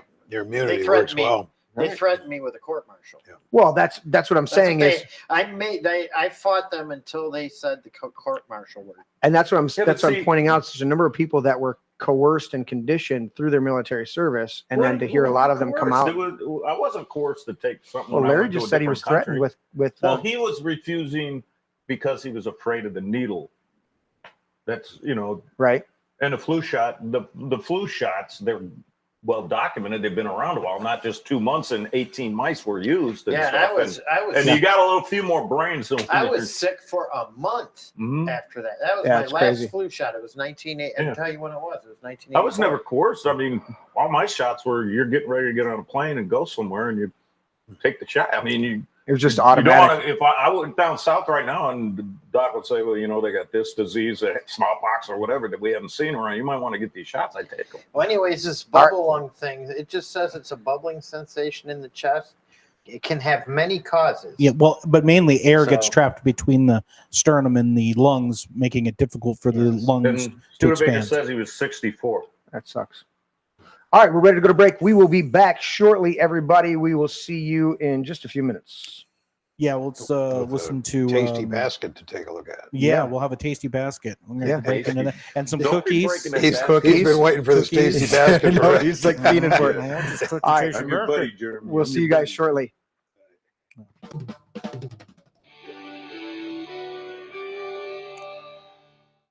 So this Some meme has Owen. been around for some years when they really started just getting gross and disgusting at these pride events, these pride parades. And it's it's kind of your stereotypical flasher. It's a naked guy in a trench coat. And that's a pervert and a sex offender committing a crime, running up to you and flashing their genitalia. And it's a crime. It's a sex offender. Oh, but if you're at a gay pride parade or you're gay or a leather daddy or you're doing it for pride, now it's free expression and pride. And if you don't like it, you're a bigot. Now, you'd say, hey, that's a stretch. That's a stretch. That's not actually going on. No, it actually is. And so yet again, same pride parades, same result. Now, I can't even put this image on the screen, folks. But so don't put the image on the screen, guys. I've got it in my hand. It's everywhere. The pride parade at New Orleans, they were just going around naked, just completely naked. And no, nice try. You see, I was too fast for the crew on that one. And they were joking before the show. They said, so how long until your prediction comes true that they're going to be actually engaging in sexual acts at one of these events? Well, you're about one step away now. You're about one click away. But really, the whole thing is kind of a weird sex act for them anyway. I mean, flashing you in public, running around naked, flashing children, gyrating in front of them, waving their genitalia in front of the kids. That in and of itself is their perverted sex act. But actual like penetrating acts, that's coming next. And then maybe people will finally say, okay, that enough is enough. And they want it to get there, quite frankly. It's kind of the same thing with the, bake my gay cake or you're a homophobe and we're going to sue you. They want it to get there, is my guess. That they want to be able, they want to go out in the streets and engage in sodomy and have somebody say, okay, we have to shut this down. So that then they can say you're a homophobe and a bigot and that's a hate speech to say you want to shut down the gay pride parade. Somebody's going to want to take it there. And so that's where this goes next. But now the meme is the reality. You run around flashing people. You run around naked. That's a perverted sex crime. But you do it with a gay pride flag, free expression. And if anybody doesn't like that, then then now they're the criminal, actually. Make sure you get your words right. All right? It's a little confusing, though, so I'm here to help. Top cancer charity apologizing for using cervix to describe female body part instead of trans-inclusive term front hole. Jeez. Front hole. Oh, man. That's what you've got. You got a front hole. Can you imagine this? It's a cancer charity, and they're doing work for HPV infections, and they're trying to help women avoid STDs, and they talk about your cervix, female body parts, and the things that only females have. And here comes the liberal. Here comes the liberal and says, stop using these terms. It's front hole. Like, hey, we're just trying to teach young women about how to avoid STDs and, female cancer problems. There's no such thing as female anymore. It's front hole. And men can have women's cancers too. And men can have periods too. And men can have a cervix too. And then you know what the problem is? The problem is that the charity actually apologized. That's the problem. And now they have to use inclusive language, and they talk about, well, somebody might be pegging you with a strap on. I mean, give me a break. And now it's this. And now it's this whole new thing here, and it's the UN pushing it. It's the global government. See? No, why should you apologize if some sick, deranged liberal who denies basic science, a science denier, a biology denier, why should a charity be forced to apologize to a science denier, a biology denier, that says men can have periods and men can get pregnant and men can have a cervix, and then they have to apologize because there's a screaming, crying, psychotic liberal there. Oh my gosh, scanning the interwebs. Scanning, looking for non-inclusive language like cervix instead of front hole. And then they actually apologize to these deranged freaks. Jeez, you know what? I can't even.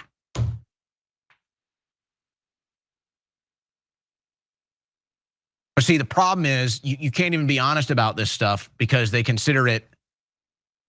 It's beyond not being inclusive. It's like you're not even being considerate.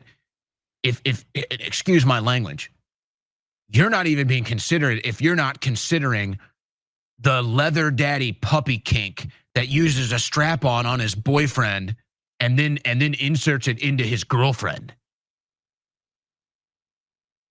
You need to consider them too. Oh, okay. Yeah, let's consider them. It's probably a bad idea for your leather daddy puppy kink strap-on to use the same tools in the back hole on your front hole. Don't say that. That's not inclusive. That's bigoted. Here, let's do a gay pride parade and let's give you a demonstration of how inclusive that is. Trust me, they're going to do it, folks. They're going to do it. And then when somebody complains, they're going to say you're a bigot. Tennessee amongst the worst states for LGBTQ equality. Report finds. My God. Tennessee's Governor okays penalizing adults who help minors receive abortions and gender-affirming care. Oh, you mean like basic law enforcement? At least 23 states have adopted bans on gender-affirming care for minors. That's genital mutilation. And let's do a quick editorializing here from the WKRN story.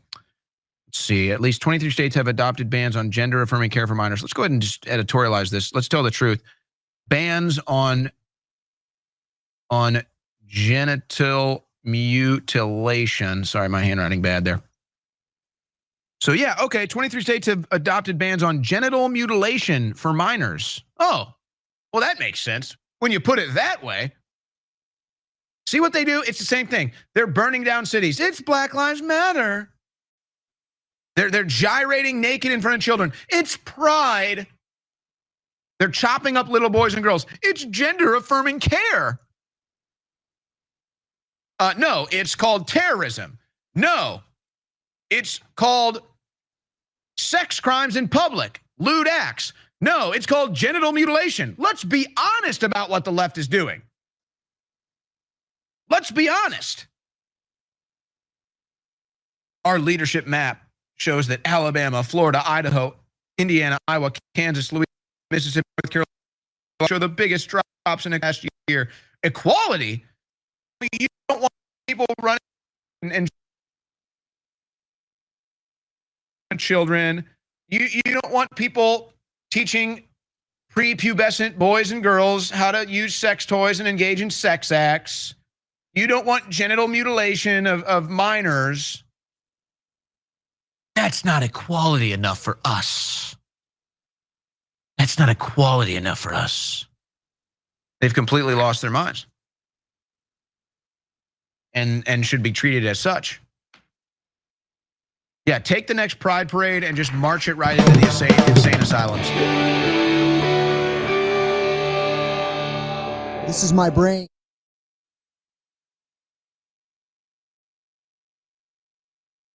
Of course.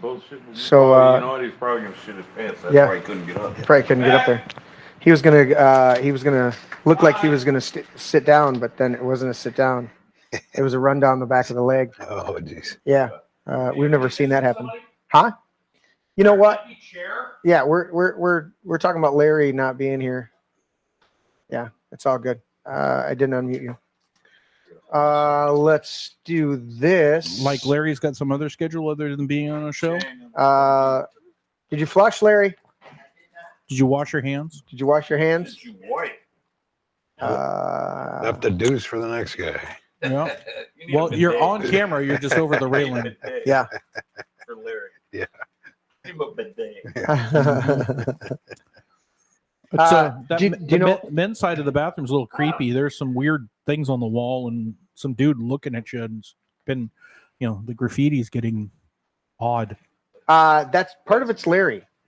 He can't just write something cool that men would appreciate. He has to name other people. No, yeah. You know how old that popcorn is? I know you're writing down there. I want you to write something on the wall that other men who go in there that have no political leaning whatsoever, which most of them are conservative. No, it's just the raw drywall because I haven't finished it. Oh man! And I literally there's a pen on the back of the urinal, and I expect you to write something on the wall. Oh, I didn't know that. How many pissed hands that touch that pen? Yes. Well, that's why one of the notes that I wrote on there says, "Wash your fucking hands." I will. No, what I'm going to do, the tile that I have picked out for that, can you mute? Just as much as you like this pounding on the table, your bottle cracking in my ear was horrible. That's wonderful. I'll do that. Fuck you! Give me your pen. Give me your some shit. Anyway, so what the tile that I have picked out, I picked out some black tile for a couple different spots in both bathrooms, and behind the urinal, I'm going to have this black like slate tile. It's easy to write on with chalk. So you can chalk right on it, and it's actually easy. I've tested it. It's very easy to wipe off as well. So I'm going to keep it as a slate, to where people can write. Slate means literally what they used to call chalkboards was a slate. So I'm going to write on that and be able to. We'll change it up on a regular basis. That way, people can keep writing on it, and there'll be some stuff that's kind of permanent in there, but.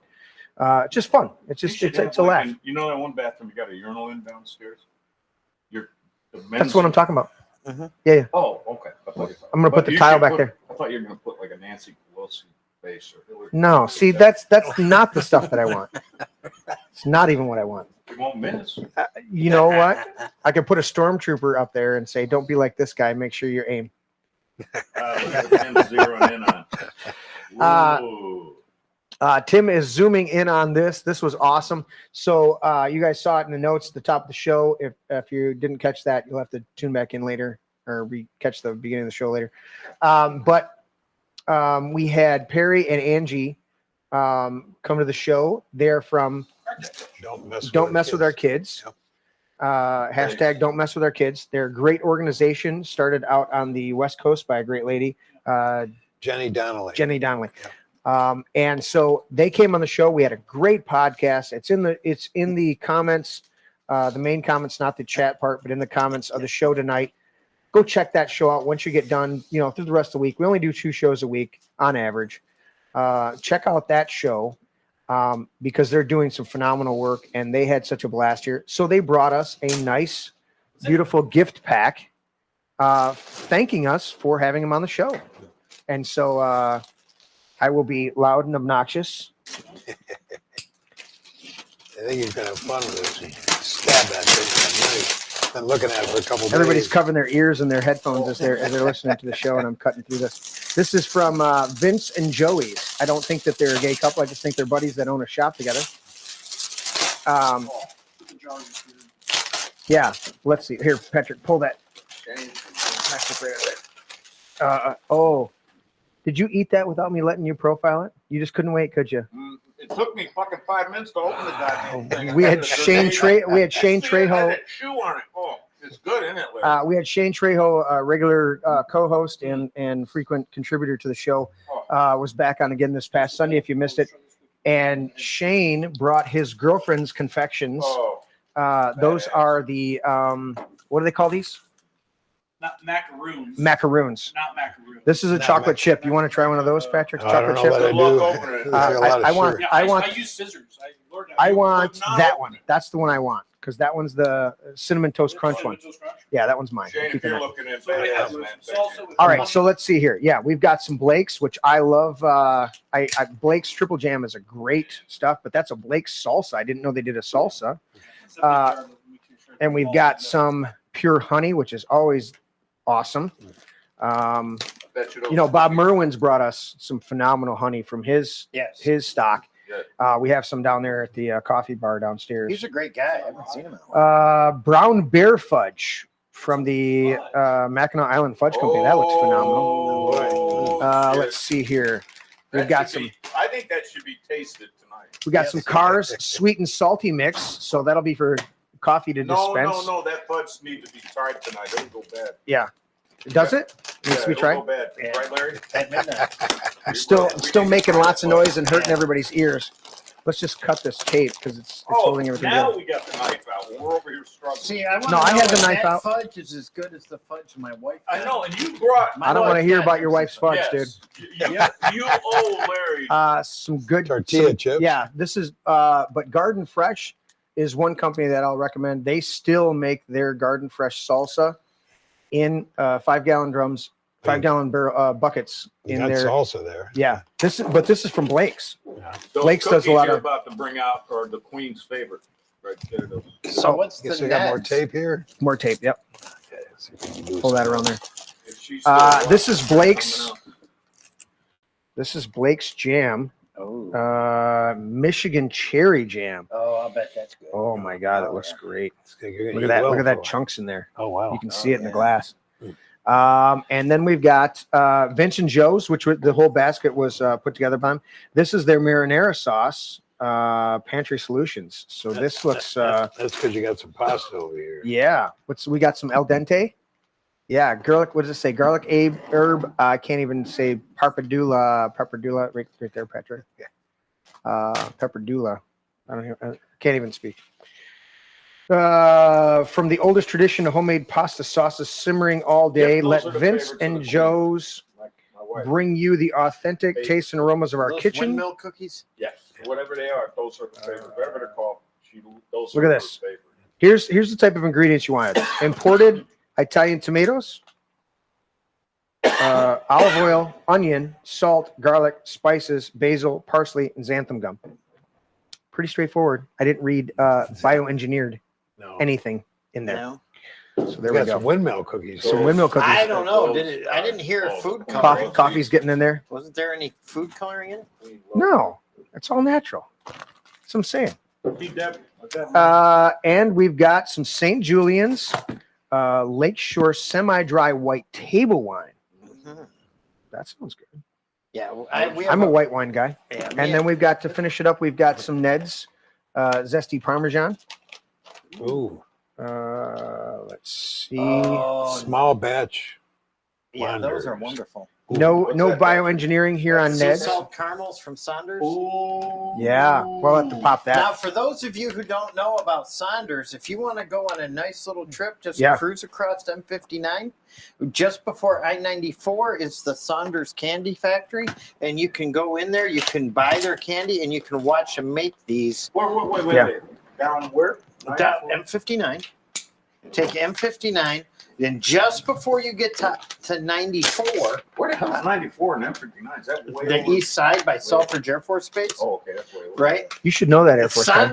Saunders Morley chocolates will be on your right Okay. before you get to the freeway. Really, you've talked about that before. Yeah, and you go in You know there, what? I'm saving my cookie, and I'm gonna do this. and when you go in there, you can see them make these Cheers. things. Opening the fudge too. Dude, You guys are the Come man. on, check up in chat because I want to see how many people are salivating and wanting to participate. Yep. Well, they're all talking about the. Thank you, sir. Man, look at this. Gentlemen, Sure. Oh, yes, yeah. sir. Oh, If I'm gonna die, I'm gonna die happy. that is badass. But what kind of fudge is that? I take care of Tim. Then. this is brown bear fudge. That is Brown bear fudge. So if you go to Oh, this yeah. place, they can hand out candies while you're going through. For Yeah. No. So why the hell am I driving down there if they ain't gonna give me something free? No, they don't give you nothing free there, unfortunately. Okay. Nothing's free in Waterworld. Wow. Wow, that's tasty. All right, I'm going for my sample here. I think that Sanders Mm, little candy is really fucking good. Wow. Salt on it. Mhm. A little salt. that is Sea some salt, good fudge. Yeah, yeah. You can watch No. them. You can watch them go down that's on an It's got a assembly different line. You flavor watch on the the different top stages there. of the candy. They don't give Maybe it's a little more peanut butter up there? Candy when you go in there. No, We'll split it. If you ask Yeah, to you and me. taste one, they'll give you one, Oh, well, but they don't hand them out. You so if gotta I ask. sat there, I go want to try one of them. They give me it. Yep. And then if I want to try one of them, they give me it. Thank you, Yep. sir. And if I go, I want to try one of them, they give me it. Yep. You know, I just sit there. I and don't. give me one of them, give me Yeah. one. I don't know what their limit See what is. happened while these two yokels are You talking. remember the one? That's in Germany. Yeah. Stop. They didn't Just know eating that all one. the fudge while we're Oh, talking. that's the caramel on the top. Mm. Fuck another piece, man. Look Mm. at it. We got into the I'll caramel. tell you what, the Here, there's a Saunders- little bit of caramel on there. I tried to get it on Thank there you. for you. That Saunders with the salt is good. Mm. You guys, you're missing it. You should have been. So I'll Yeah. tell you this. Thank you, Um, sir. Says loves Morley's chocolate. so this is they call it the brown bear fudge. I grew up. Same thing, Anybody else? Saunders Another Morley? piece? Um, Yeah, chop out another chunk. another chunk there. Morley's. What were those? That's what ate it. What were the Orange box. windmill cookies? What is it? Saunders Morley, same company. Oh, it is. Mhm. Learn something new every day. Or if eight's listen update. Yeah. I didn't know. Says right on the sign, Saunders Oh, Morley. okay. Well, these guys know. So the I'm a fudge- dumbass. I'll tell you this, guys. I've been to Mackinac. My family's from the UP. Traveled up there multiple times. You know, we'd stop every once in a while, but it wasn't a tourist thing. It was drive up there as quick as we could, get to the fishing, Now I want to read it. and do our thing up there. I've been on one of those trips. Yeah. It was a good time. But my trips, we stop. We take our time and we tourist a little bit. So I was never exposed much to the Mackinac Island fudge. It's been a huge thing, you know, through Michigan for many years. Mhm. But I'll tell you this: I grew up with my grandmother when I was just a wee lad, small child, making homemade fudge. It was one of the things that she would do. She would stir it up and add the sugar and do this and stir it up, and then there would be this whole thing of fudge, and somebody would get to lick the spoon, you know, and somebody would get to clean you'd have a little rubber spoon and you'd get or a spatula and you get to clean the sides of the saucepan that she used, and then she would pour it out and she'd let it dry, and then we'd come in and you'd get, you know, she'd cut off a chunk, and it was one of the treats that I remember as a kid that was phenomenal. Grandma Soika cooking that. And the one thing that always struck me different than these fudges because it was homemade, it still had just a little bit of not a crunchiness to it, but a little bit of you could feel the sugar in it. A little bit of granular in the sugar. So the fudge wasn't completely smooth. It had just a little bit of texture in it, you know, and I've always remembered that. So I've never been a huge fudge person. Like when we go to Frankenmuth or something like that, or we're traveling to the UP and we hit the fudge places, never been a huge person to want to stop. We've stopped a few times. My mom's gone in there, or somebody else that's with us has gone in there, wanted to do it. But I'll tell you what, having this fudge tonight, thanks to probably have. Yeah, I brought you the. I brought the. Dude, we're just sampling everything. Remember when I went to Saunders and they gave me all those samples and I brought back a big tub? But what was the ones you brought? They were big. They were those, but they were big ones. Oh, okay. Yeah, those were great. Yeah. That salt on top, I've never had that before. That's awesome. Yeah, Saunders. Yeah, the jugs, you buy those, they come in a big jug, right? And I haul those jugs in the wintertime. Yeah. Right. And that's when I go in there, depending on which warehouse they send me to, if they send me to the storage warehouse instead of the factory. Yeah. Right. The storage warehouse will give you free samples. And I usually get a couple. I usually get it dark and milk, chocolate. Like a canister? Yes. You're a dick. Yeah, I know. I need to bring some for the rest of the children. Hello. Thank you. My wife's stepmom, Bev, died a few years ago. From one of the canisters? But no. Oh. But this is a fudge story. This is a fudge story. She had this fudge, and it was the most fantastic fudge in the world. And homemade stuff? Yeah. And she would give me, every year for Christmas, she would give me like 5 pounds of fudge. Oh, my goodness. You know, these huge things of fudge. Yeah. Right? And she called it 5-minute fudge. And it was because she made huge batches of it in 5 minutes. Whoa! Wow. So it's probably more prep, but the actual heating process. No, literally, it was. I know some of the recipe. My wife has a recipe at home, and I could bring it to you, and we could try it in the man cave, and we could call it man cave fudge. Well, and I'm telling you, it is to die for. It starts out as with marshmallows and Hershey's chocolate. And butter. Yeah. Not margarine. Oh, fuck margarine. And you melt that all together. And I'm pretty sure there's some sugar in there she threw real in it butter. Too. Look at this. I love this. Brown Bear fudge is chocolate fudge with cashews and caramel. We definitely taste the caramel. Sugar, cream, chocolate liqueur processed with alkali, caramel, milk, sugar, fructose, this is a good coconut little oil. history here from And then it says no gluten, no high fructose corn syrup, no trans fats, and no all the good shit. What's Studebaker, whoever it is, says wife's grandfather worked for Fred Sanders. He created the turtle and original fudge. Rubens stole the recipe. Wow. I remember the turtle. Amazing. Yeah. What is 8 of 9 says she loved Morley chocolate. Yeah. And then you guys said they're both the same, but why doesn't it have, I looked on that. They didn't used to be, I think they merged at one point. Either Saunders brought out Morley or Morley bought out Saunders. Now they're the same. Well, they don't mention anything Morley on that Sanders package. Don't get probably on absorbed Google it. Don't you play on your phone, Larry? Don't you do it? What are you talking about? The quotation for tonight: "Nobody's above the law," said all Democrats who are above the law, except for Hunter today or yesterday. Oh, you know, on that. You know? Go ahead now. Um, My piece is really interesting. Well, here it is. Here's shit his pants. Why didn't it switch? Switch, fucker. There we go. Here's shit my pants Biden with his sippy cup next to Joseph Stalin. Yeah. And he says, how dare they claim the trial was rigged because they don't like the verdict? And Stalin's like, yeah, that's the way I like it. And look at this one. If Trump wins, he might throw me in jail. Yes, AOC. Not because he doesn't like you, but because you're a liar.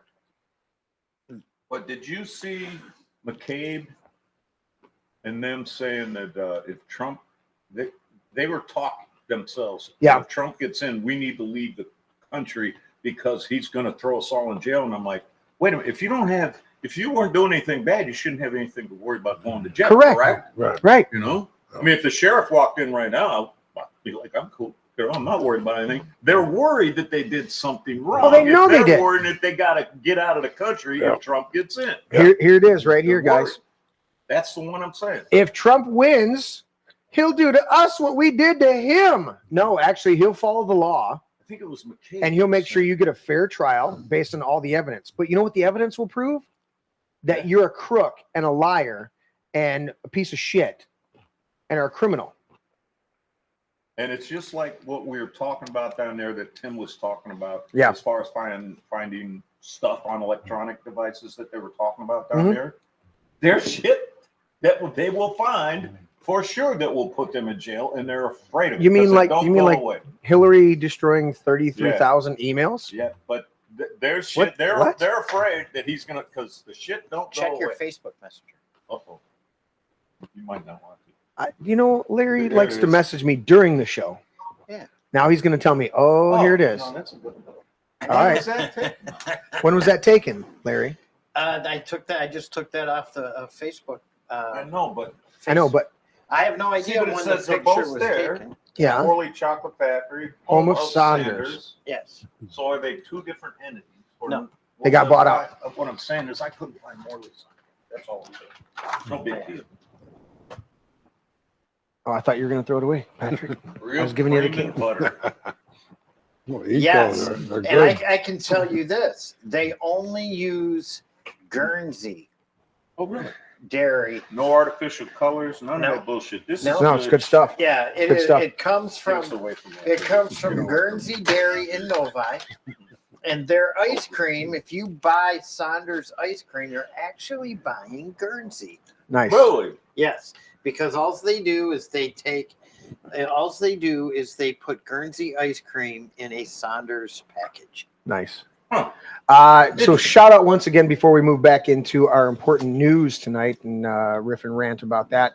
Shout out once again to Perry and Angie for generous gift that they gave us for appearing. They not only came on the show, but then came back. Perry came back and brought us an awesome gift basket for thanking us. So Perry and Angie Russo. Yeah. With Don't Mess with don't Our mess Kids. with our kids. Yeah. Yeah. Look up hashtag Don't Mess with Our Kids. We had the website pulled up before, but it's in the distinction or the description of the show or the comment section. So that flag is like the flag that they're using to not mess with the kids. Correct. I wish I had a bunch Just of blue and flags. pink, right? Boys and girls. I'd be putting them- Don't mess with our kids. Put them down at the courthouse. Hell yeah. So let's get back into it.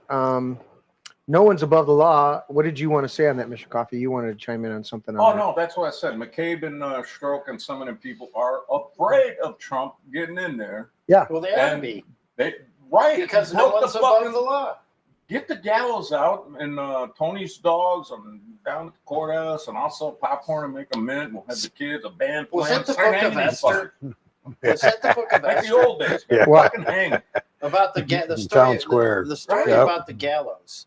Yes. That was the book of Esther. Yeah. if Where I- they built the gallows for and they ended up hanging under their and the own people gallows. that built it. Yeah. Well, there's a proverb about that too. Proverb says, "Be careful those who roll a stone away, because it'll roll back on you." Yes. Those who roll stones away. Proverbs kind of hard to read. 8 and 9 says What Guernsey is version? pricey, and so is Colorado. Read the New King James. It's much better. That's what I have. I love Proverbs. You know Good what stuff costs well, money. I'll tell you this. Which is I'm- great. That's a listen to bunch this. of cliches, one after another. And, Well, here's the thing. What I found that listening to Proverbs, and the Lord had me at 15 years old start reading Proverbs, a proverb a day. And the number one instruction he said to me, well, it's in chapter 1, right? For learning words of wisdom, for instruction from the wise, for knowledge and understanding. Let the reader pay attention, right? And the first thing the Lord said to me, he said, I want you to read a proverb a day according to the date. There's 31 proverbs. There's an average of 31 to 30 days in a month, except for February. And you can read, if today's the 11th, so I could read Proverbs 11, right? And if I miss a day, no big deal. No condemnation, no guilt, no nothing. I read the next, whatever the date is. Yeah. Oh, if I remember the proverb, I look it up. But the number one thing he said to me, he said, don't try to understand it, just read it. And when I did that, it got locked into my soul, got locked in. And then there were times that I would read a proverb that I'd read for 20 years. And all of a sudden it clicked because it was that right moment to understand it, and it was unlocked. So I understand the difficulty sometimes in reading stuff like that. But I started reading it in NIV. I've cross-referenced it in King James, and now I gravitate towards New King James. But I also have it in audio form. So I can click on my phone and I can go through the entire book of Proverbs in about 45 minutes, just in audio. And I can set it to a loop and just have it on for a couple hours until I, want to move on and listen to a different, podcast or something else, and just glean from it. And it's amazing how many times the Lord will stop me when I'm kind of just glazing, not really like totally paying attention to everything that I'm hearing. And he'll stop me and he'll say, "Did you hear that?" And it'll be that verse that I needed to hear at that moment. And then it'll keep going. It's amazing. You just got just simple things like that to, and I used to say this too, a proverb a day will keep stupidity and foolishness away. You used to do a Bible study. How come that doesn't happen anymore? Well, I tend to do it here. I know. A little bit more of a format. One of the reasons that I have not been doing actively Bible studies or church services, it's difficult to get people to show up and be committed for things a lot of times. I'm one of those guys. Yeah, people like to be if I'm committed, I'm here. Absolutely. And so we used to do a Thursday night relationship study where we would cook dinner.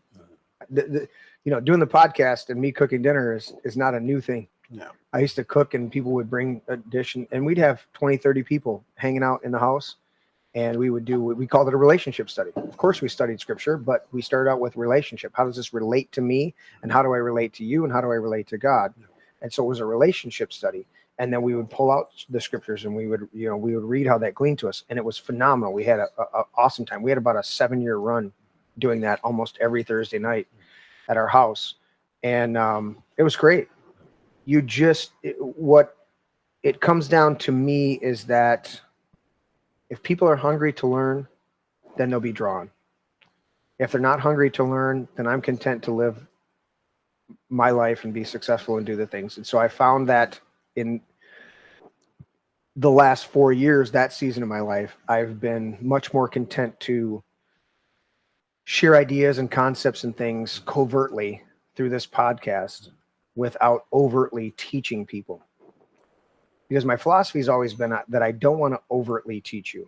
I want to give you something, plant a seed in your life, and have you come back to me 6 months, a year later and go, "Oh, this is what I learned and this is awesome." And I go, "Cool." And I just smile, knowing that 6 months or a year ago, that was something that I taught you, but I don't get the credit for it. God gets the credit. Oh, God always gets right. Yeah. And what does Paul said? Paul said, "I planted a seed, but God watered it." Yeah. And God caused it, or I planted the seed, another watered it, and God caused it to grow. Yeah. And that's the dynamic that I came in. I may be planting a seed, I may be watering something, but the Lord's going to cause it to grow. And so I'm content to take whatever roles that I'm presented with. And so we've worked on it. Tim and I are going to, we've done services here. There's multiple stuff, but if I had a group of people that was highly interested, I've shown you some of my teaching materials. Yeah. I have a 24-week course on foundations of faith out of Hebrews chapter 6 that I developed over 20 years. I've taught it probably 10 times to various groups, anywhere from 10 to 20 people at a time. And it's a 24-week course that we teach. And we teach the 6 fundamental dynamics of faith, right? It's Proverbs chapter 6. It says, "Therefore, leaving the elementary teachings of Christ and moving on to maturity, not laying again the foundations of repentance from acts that lead to death, faith in God, instructions about baptism, laying on of hands, resurrection, and eternal judgment, and God permitting, we will do so." So there's 6 clear foundations that we're supposed to learn to the point that we can leave them behind. And it actually, in the Greek, that phraseology at the beginning says That the word leaving behind means like a divorce. And after I went through my divorce from my first wife, I understood what that meant was all the memories, my kids, all the life experiences, all of those things. You never lose those. Those never go away. But the relationship is no longer in effect. You may have a new relationship with that same person, which I do with my first wife. She's around. We have all the family events, and her and I chat on a regular basis. But you move on from the relationship dynamic that you had, where you were married to it. Yeah. And so you get to a certain place in faith in your walk with Christ with these fundamental foundational elements that they're no longer something you have to stay focused on from a day-to-day basis. But you do focus on them when somebody else is growing and needs to hear it. You do focus on them when there's a refreshing of it. You do focus on them. So I love to teach that series from that dynamic, those foundational aspects of it. And one of the things the Lord challenged me with 35 years ago, well, I'm 51, so I want to say I was 18 or 19 when I really dove into that, Hebrews chapter 6. And the one phrase, when I figured out what that phrase, leaving the elementary teachings of Christ, when I read that phrase, the Lord goes, do you know all 6 of these in such a way that you can leave them behind in maturity, not leave them behind in disregard, but leave them behind in maturity? And I went, nope. And he said, neither does my church. And they need to know these things. Repentance. What does repentance mean? It means to think differently. It's not what we read in our translation. Faith in God. That's a trust dynamic based on hearing a voice behind you saying this is the way, walk in it. Baptism, understanding the dynamics of water baptism, of being baptized in the Holy Spirit, and baptized into death. There's 3 dynamics there. But then Paul writes in Ephesians, it says there's one faith, one Lord, one baptism. Well, what is that one baptism? Well, it can encompass all 3 of those dynamics of the spirit, soul, and body. But it can also mean that baptism of the Spirit that Christ came and said, I've come to baptize you in the Holy Spirit and fire.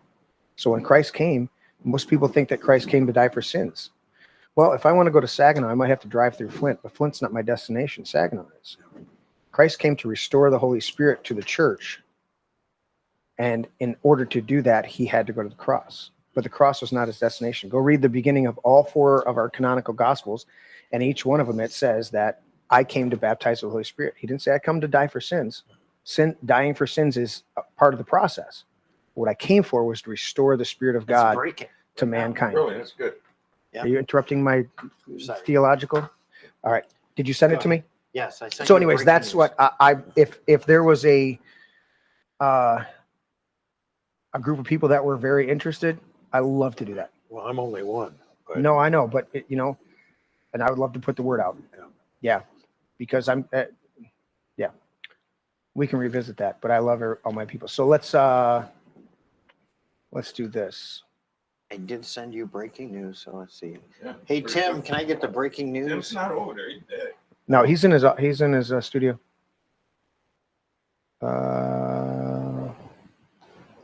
Ooh. Okay. Okay. Tim, are you there enough to give us our? I think he's got to come back to the main Send computer. that to me. I'll throw it in my pocket. That's pretty. We need the breaking news. I do. Please, sir. You I took got the an time opportunity to. do something. Send that to me. I was trying to send it, but apparently I just replied. Larry, while you're doing your. Yeah, Larry sent it to him. I don't want to send it to him. This one. Yes. Why are we on that screen? Who's doing it?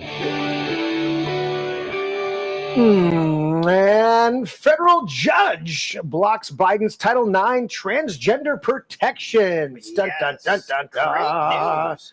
During the month of get Pride. Yeah, get Right. touched in the wrong hole. A federal judge in Texas halted President Biden's proposal, former Vice President Biden's proposed changes to the interpretation of the Title IX on Tuesday, which recommended the protections for transgender students. I like this guy. Texas Attorney General Ken Paxton sued the federal government for their guidance after the guidance was first proposed. I need to pick an accent because I'm messing up the copy. What's a good accent? Well, it's Ken Paxton. So should I do my best Texas, Southern? I don't know if I can do it. Oh, he's in Texas. He's a Texas AG. District Judge Reed O'Connor ruled that with Paxton explaining that the federal government engaged in unlawful agency actions taken in excess of their authority, all while failing to adhere to appropriate notice and comments requirements when doing so. See, now that's not me messing up the copy, reading it a voice. Yeah. To the appropriate notice and comments requirements when doing so. Yeah. It's written. That's not written right. No. The non-binary guidance is separate from a similar final rule guidance for Title IX in April. Paxton and conservative groups commonly file suits in Northern District of Texas, hoping to be assured that O'Connor, a member of the former President George W. Bush, he was the judge who ruled in 2018 that the Affordable Care Act was unconstitutional, even though they still try to make you follow it, and ruled in multiple cases that later became landmark Supreme Court decisions, including 2015 Oglefeld versus Hodges decision, which enshrined the right to gay marriage. O'Connell has ruled against Democratic presidents' attempts to expand Title IX before. In 2016, when Obama administration, when it gave guidance that colleges and universities could not discriminate by sex, in a similar attempt to expand protection. An appeal to his decision was rescinded when former President Trump came to office. The judge's reasoning on the Tuesday's ruling that the Biden administration went beyond its authority and did not allow correct time for comment is the same as his explanation for the Obama administration decision. O'Connell chastised the Biden administration, saying its guidance would functionally rewrite Title IX and shockingly transform American education and usurps a major question from Congress. Here's the question, that it is not our democratic system, not how our democratic system functions. It's not how our thing functions. Biden's unlawful efforts to weaponize Title IX for his extremist agenda has been stopped in its tracks, he said in a statement. Threatening to withhold education funding by forcing states to accept transgender policies that would put women in danger was plainly illegal. Texas has prevailed on behalf of the entire nation. That's phenomenal. Good breaking news. Breaking news? Oh, I thought we were going to get the thing there.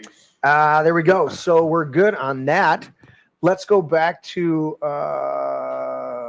let's see here. Let us see here.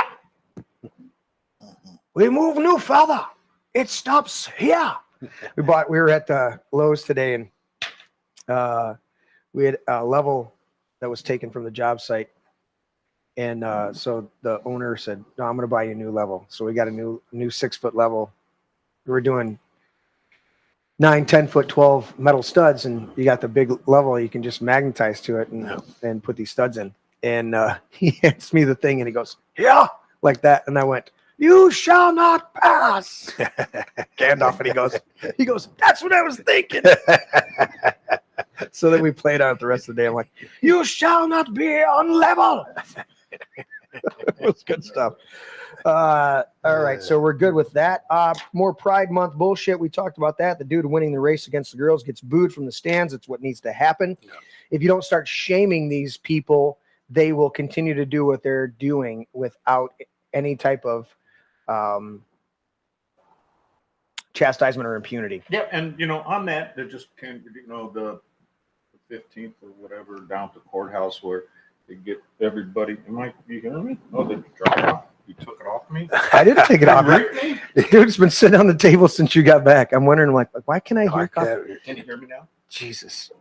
Help like me. A little kid, you got to dress him. Yeah, exactly. I'm like trying to turn him up, and I'm like, oh, it's sitting on the You're table. turning me on, man. All right, go ahead. But on that subject, yeah, I want all these politicians, to be down there waving the trans flags or whatever at the courthouse. They're running.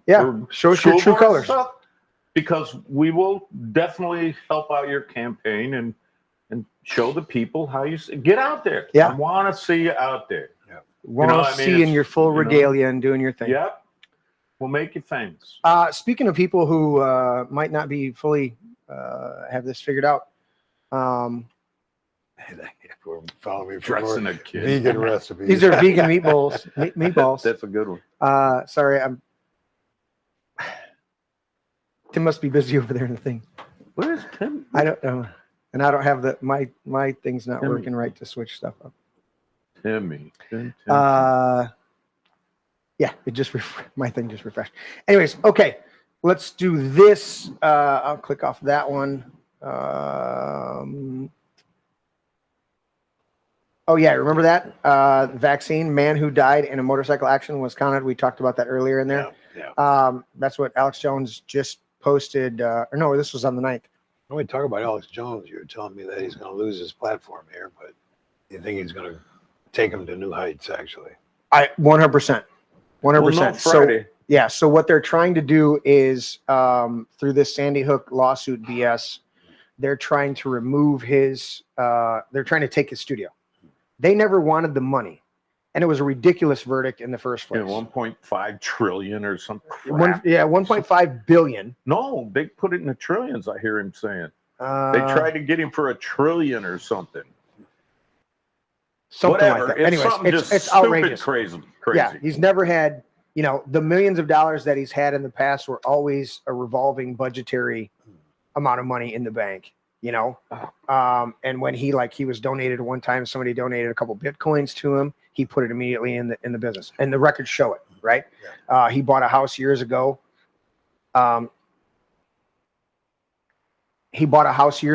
And for a couple million, when he was at the height of things and making good money, and then sold it for 3 times what it was worth a few years later, and put it right back into the business. And so but it's a frivolous lawsuit. But either way, they don't want a settlement of any kind. What they want to do is liquidate the company, and they think that's going to shut him up. Yeah. And what it's going to do is it's going to magnify his voice. He's going to become a blowtorch. 1.4 billion. Yeah, 1.4 billion. You're right. And they offered, 80 billion as a settlement, which they'll never get in the first place. But if they ever had profits from it, so we don't know what's exactly going to happen on Friday. But Friday is the final decision. But what has happened in the interim is the guy that was charged with running the company while they're in bankruptcy and dealing with that guy tried to get the independent security company that Alex hired years ago to protect the building and the people there. He tried to get them to come in and change the locks and shut it down. Apart from a court order. And so he ended up staying there, sleeping on the couch through the weekend while they tried to shut everything down. And they had to fight it. And they had to go, get confirmation from the judge and from the lawyer saying, you have no authorization or right to do this. So we don't know what's going to happen. But he's making preparations. I think it's going to come down to the point that they're going to shut down that studio one way or another, whether it's this Friday or whether it's a few months out. And it's a bittersweet blessing, but in the end, it'll be phenomenal because Alex will be freed up to... Probably just like it was happening with Trump. Every time they indicted him, every time they did something negative to him, his polls ratings went up. His website crashed. They kept getting so much money. The bank couldn't keep up. Whatever was keeping track of the money. Yeah. Exactly. He's up to $550 million in 10 days. One guy that night, some big money guy, give $100 Is million it that or some much shit. now? 550 million? Now he's opening up a office in Flint. Trump is? Yeah. That's Right. awesome. So I'll be spending some time Well, there. look he went out to Silicon Valley just a few days ago, I think over the weekend. Silicon Valley held a rally, big donors. He's hitting these big blue areas. I mean, it just shows when he was there in Jersey and in New York, where he's holding rallies right in the middle of these huge blue areas, and they are going nuts in there. And they're interviewing people after people, and they're like, you know what? I still am a Democrat, but I'm voting for Trump because this is bullshit.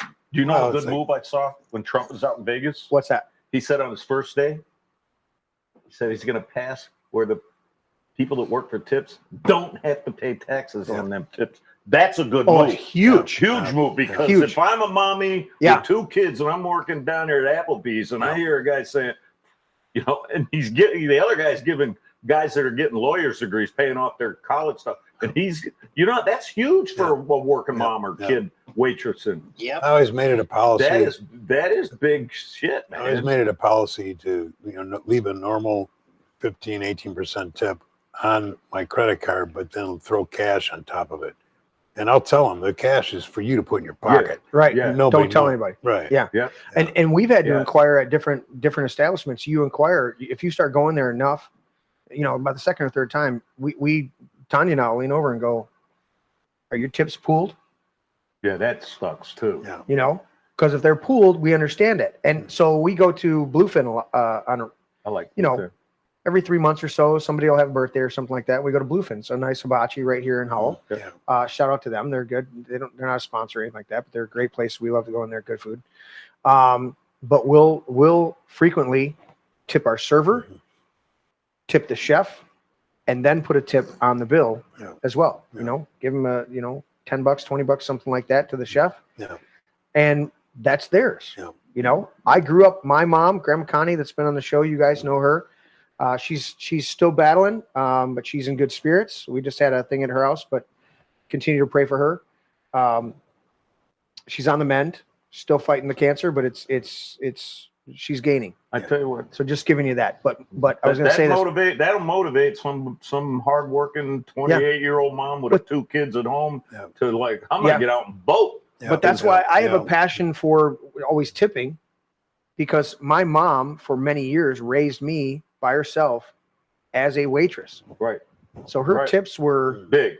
She did a great job, and she'd come home with those tips, and then you watched them just get whittled away. And people don't realize a lot of times these guys and gals that are waiting tables, their minimum wage is lower than everybody else. It's like $3 or something. Because they factor in their tips. Mm-hmm. That's not right. No. If you're going to mandate this across it, if some burger flipper who never comes to my table and just pulls some processed shit, you know, out of their kitchen and slaps it in a paper wrapper and throws it in a bag and puts it out the window to me, you know, if they're making $15 an hour, why isn't the gal who's working her ass off or the kid who's working his ass off coming to my table, making sure I got stuff, coming back and checking on me, making sure, oh, I saw, you know, I'll bring in extra napkins or do this, or you guys need a box, you know, doing all that stuff. Why isn't he worth $15 plus that tip? Yeah, but what you're saying, you know, makes a lot of sense about the cash thing. Put this shit in your pocket. The one I put on the credit card. But what's cool now is because everybody uses a fucking card and stuff. Well, this places won't even let you use cash. It don't cash. matter. Put it on a card. You can put it all now on the card. If it ain't going to get taxed, you know, gets the, right. That can get some votes. He's gonna do it. That can get you a few votes right there. Yeah. And if he says he's going to do something, he does it. Damn well does it. Yes, sir. We read last week on the show didn't we read the X post where we played it, the lefty chick trying to shame Trump for all the things he was going to do in his like that, yeah. And we're like, yeah, that's good. We like that. We like this. Like that oh, this is good. Yep, that's good. Yeah. We like this one. And it was a bunch of great shit. I mean, just removing this. On that same note, look at this. This comes from James Woods. You know, James Woods, the actor. He's been phenomenal. So unusual cancers emerge after the pandemic. Doctors ask, is COVID? If COVID is to blame, is COVID to blame? And James Wood says, "Oh, gee, maybe the vaccine." Yeah.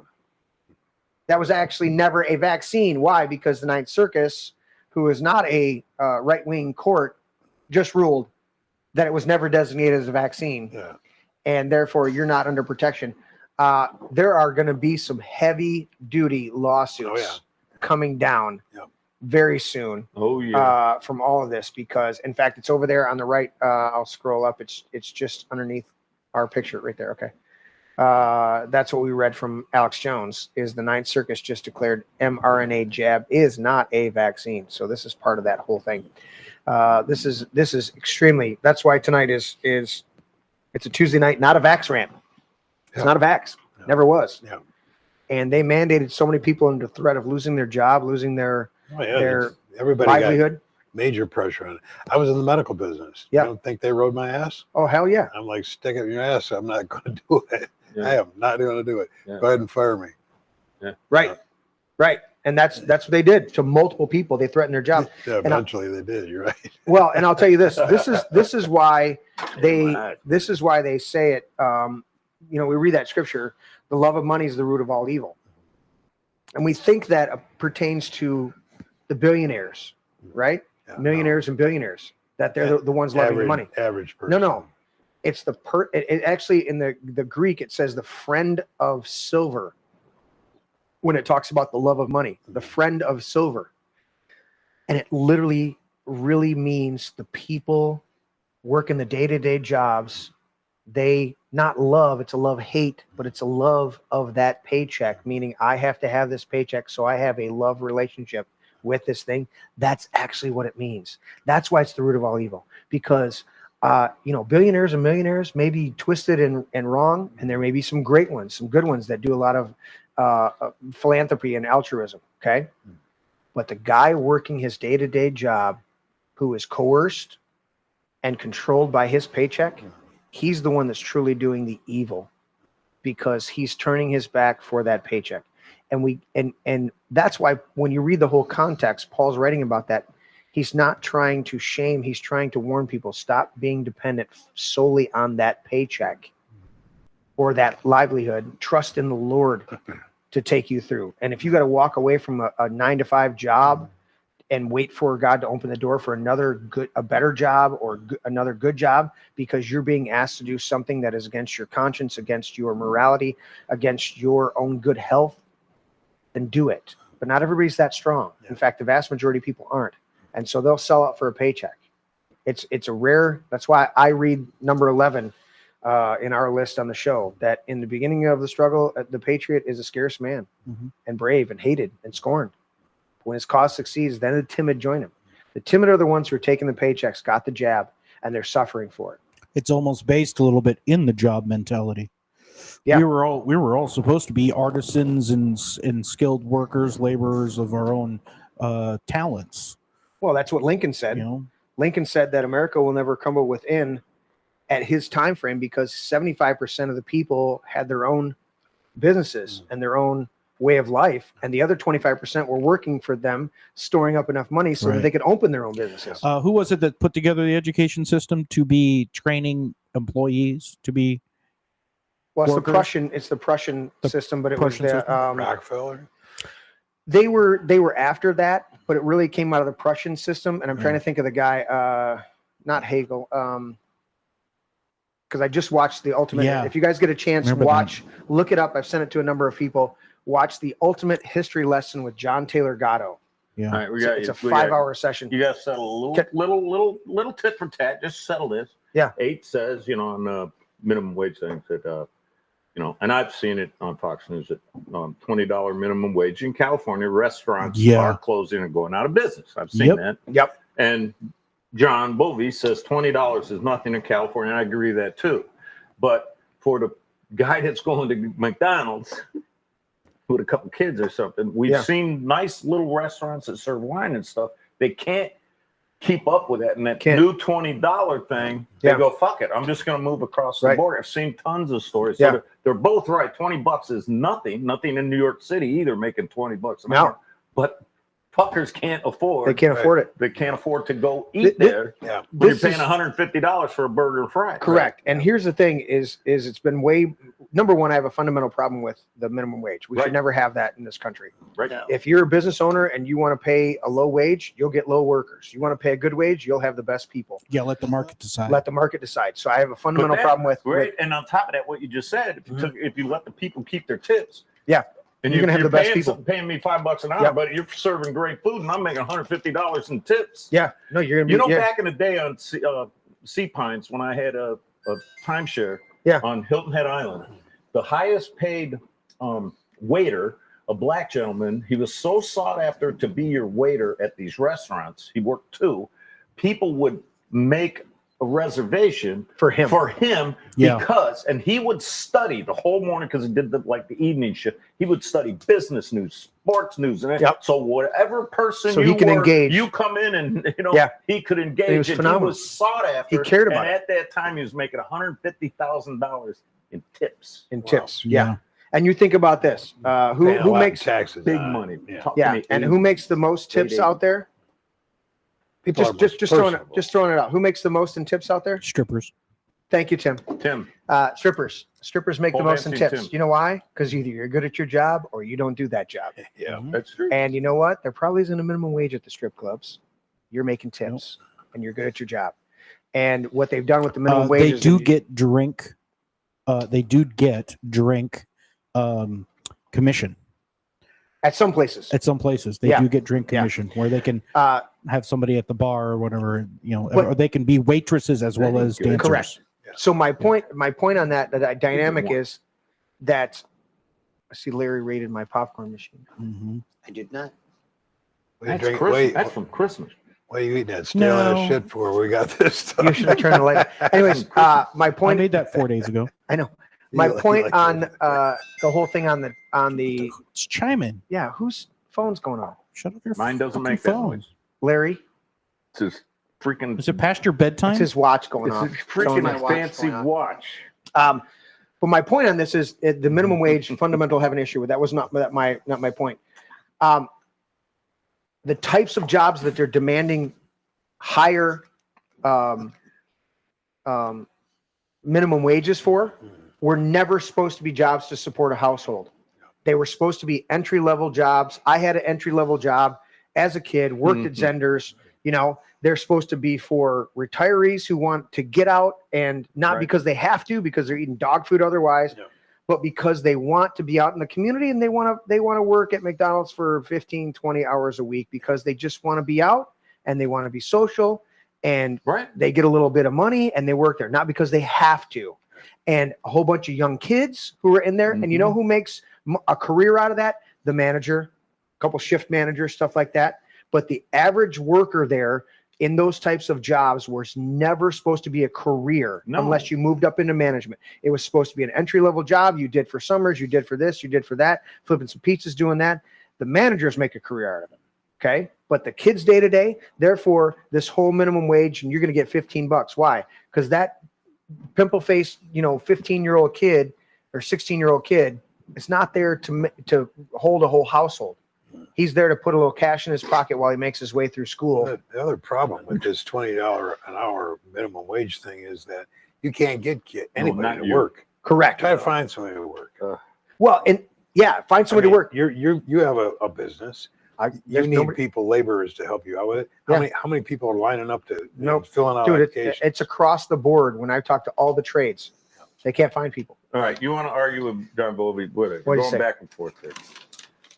John Bovey says tipping should be abolished, fair wages only, and people don't realize how much our economy relies on growth, slave labor, foreign or domestic. And then he says bagged argument only meant to be entry-level jobs. Sure, they are low-skilled, but so is half the highway construction jobs where happy mom can feed her kids waitressing, but not someone who. I didn't say no. I did not say waitressing. Whatever, Mr. John Bovey. I didn't say waitressing was one. I said fast food restaurants where they don't get tips.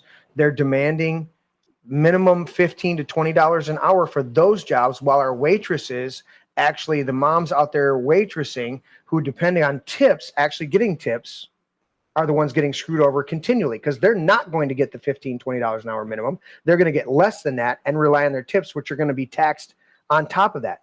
I'm talking about these fast food restaurants that don't have a tipping system or something like that. They're demanding these wages that are pricing it out. Tim and I went, we hit Burger King the other day. It was $32 for 2 burgers. Well, it wasn't really. I maybe I had a few more things than that. It was a normal meal for 2 men. You know what? It was ridiculous. We went and got the Queen wasn't feeling good 2 days ago, and I go, "What do you want to get?" Went to Wendy's. He goes, "I'd like a little bowl of chili." I said, well, who's? She goes, Wendy's has chili. I go, really? Yeah. I said, she goes, Oh, yeah. Yeah, they've had chili forever. 2 little bowls of chili, $5. one fry, two small Frosties. Yeah. $16. 2 little. Yep. Are you shitting? $16. I mean, That's about right. I was like, it was good chili, but I'm like, man, Do you know I'm why? getting old. $16 for just You can make a whole pot Do you know of how? chili. Do you know what a small Frosty is now? I was thinking a small Frosty would be about this big. They were this big. They look like a cup you'd put on your bathroom sink with your toothbrushes in it. So what do they want for that? It was $16 For the 2 Frosties? 2 Frosty. Oh, I don't know. It all came to $16 2 for Frosties, 2 two- little cups of chili, and And a fry. 1 little fry. Which their fries now little are like 10 or. Oh, they whatever. keep making But the I was like packages 16. smaller. I was thinking like Yeah. $9-10. Me and my wife went to the Dairy Queen the other day. First time we've been there in a long Downtown time. now. Dairy No. Queen. Oh, Heartland. $16. For what? 2 couple ice Couple milk, couple Yeah, my wife had peanut some- butter parfaits. My wife had a peanut butter parfait, Mhm. and You got a cement mixer? huh? You got a cement mixer? Oh, they actually got one called a cement mixer. Yeah. Really? Yeah. You can. Really? Isn't that the ones you can turn upside down and they don't fall out of the ice cream doesn't come out? Mhm. You have I to- know you have to do it. stuff's Those are- expensive those are and stuff, blizzards. but I was just- Yeah, but they have I'm one thinking specifically called cement mixers that are like chili Dairy extremely Queen thick. would I don't know if literally- it's Dairy Queen. That's why I No. corrected I was trying I to. think I had Bidenomics. Dairy Queen is the home of the blizzard. Bidenomics there. Yeah, but here's the dynamic of this. When you look Eat at home. the pricing of this, they're pricing us out. The inflation is off the charts, Right. with Bidenomics. Right. I think it was InfoWars. Alex Jones was just reading a newspaper flyer from grocery store from 3 years ago or 4 years ago, the end of Trump's first term. And the prices were 4 times what they were. That means all of these businesses they're being priced out, Mhm. and they're pricing us out from being able to support them. Can I? And they're trying to survive all the way around. Yeah. Oh, I was Can gonna, I just respond to yeah. John Bovey is talk? I'm a boomer.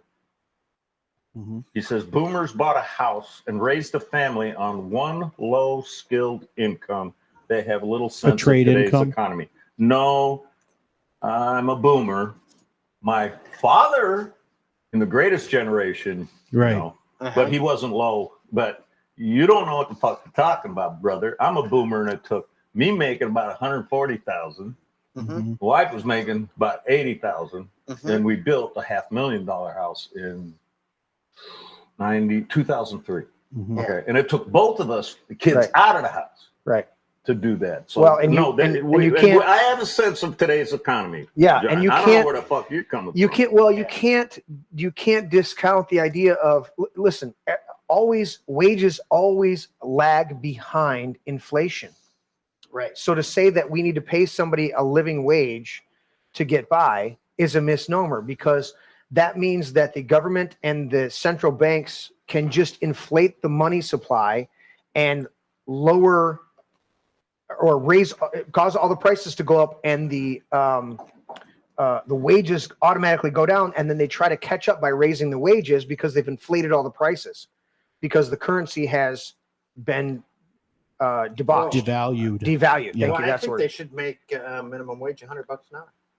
See, that's always the counter argument, Yeah. because the minute they go, well, no, that's outrageous. Well, then $20 is outrageous. $15 is outrageous. Just make it $100. Yeah. Everybody makes $100 an hour. Yeah. Everybody. I've been an advocate of Doesn't this. matter Nobody what you do. pay for anything. Sweep a floor. I've never, Make everybody even. in all the time that Everybody I makes did, the same. in all the time that I did construction, I never paid somebody the minimum wage. Right. I paid them what they were worth, and it was always above whatever the state would have told me what is a minimum wage. Mhm. And I, by and large, always had great workers. Now you can't Yeah. get anybody. You know, there's something I needed to ask. What are we talking about? Aren't we talking about like first world problems? Yes, And we're talking about, of course. these, you can squabble all you want about what it used to be back in the day. And the problem is that we're in a broken system in a broken nation with busted up people in charge. Yeah. Then it just needs to change. And the does. change doesn't come easy. It's never pleasant. And, so there's the conversations around some topics. I mean, I've watched a couple people about the gold and the silver, and being able to have. I was thinking, what would I do if I had a sock full of actual bullion of coin, and then everything hit the fan? How would I go about bartering with the people I know for the things that I need to take care of those that I love? And the reality of the conversation who cares about all the shit you guys are talking about? Where do you get your eggs this week? Who do you know? Who do you know that hunts and is able to? Who do you know that's down the street that's raising chickens to eat? Yes. Who do you know that has a couple firearms that you might be able to go hide behind when you hear people going through the neighborhood that are not from this country trying to kill people? Well, and I think that is a valid part of the conversation, but until shit hits the fan, practical knowledge. Until this shit really hits the fan, most people aren't thinking to that level, even though we are. Well, that becomes our job on a show like this. Is hey, let's be thinking. Yeah, great. And by the way, you're right. It's Culver's that has those shakes. Yeah, the mixers. The concrete mixers. Which are good too. So, speaking somewhat to your point, let's look at this. The Great Delusion. Yeah. This is the dynamic that they look at.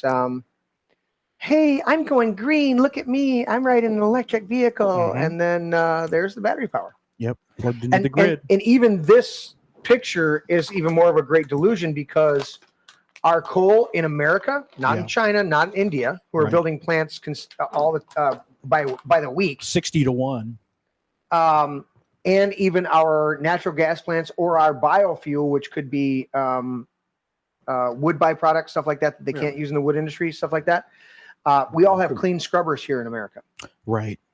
And so even that smokestacks, when you see the smokestacks in any city and you drive by and there's smokestacks coming up, that's water vapor. It's steam, steam and water vapor. Yeah, and it looks like it's but they're white clouds. It's water vapor. But either way, this is a delusion. Coal. In fact, I saw a different one, another meme that was on there, and it said, "Oh, I found out where the energy comes from to supply the electric vehicles," and it was another coal plant that their Tesla was plugged into. And you go, "Yeah, you're doing all this green stuff.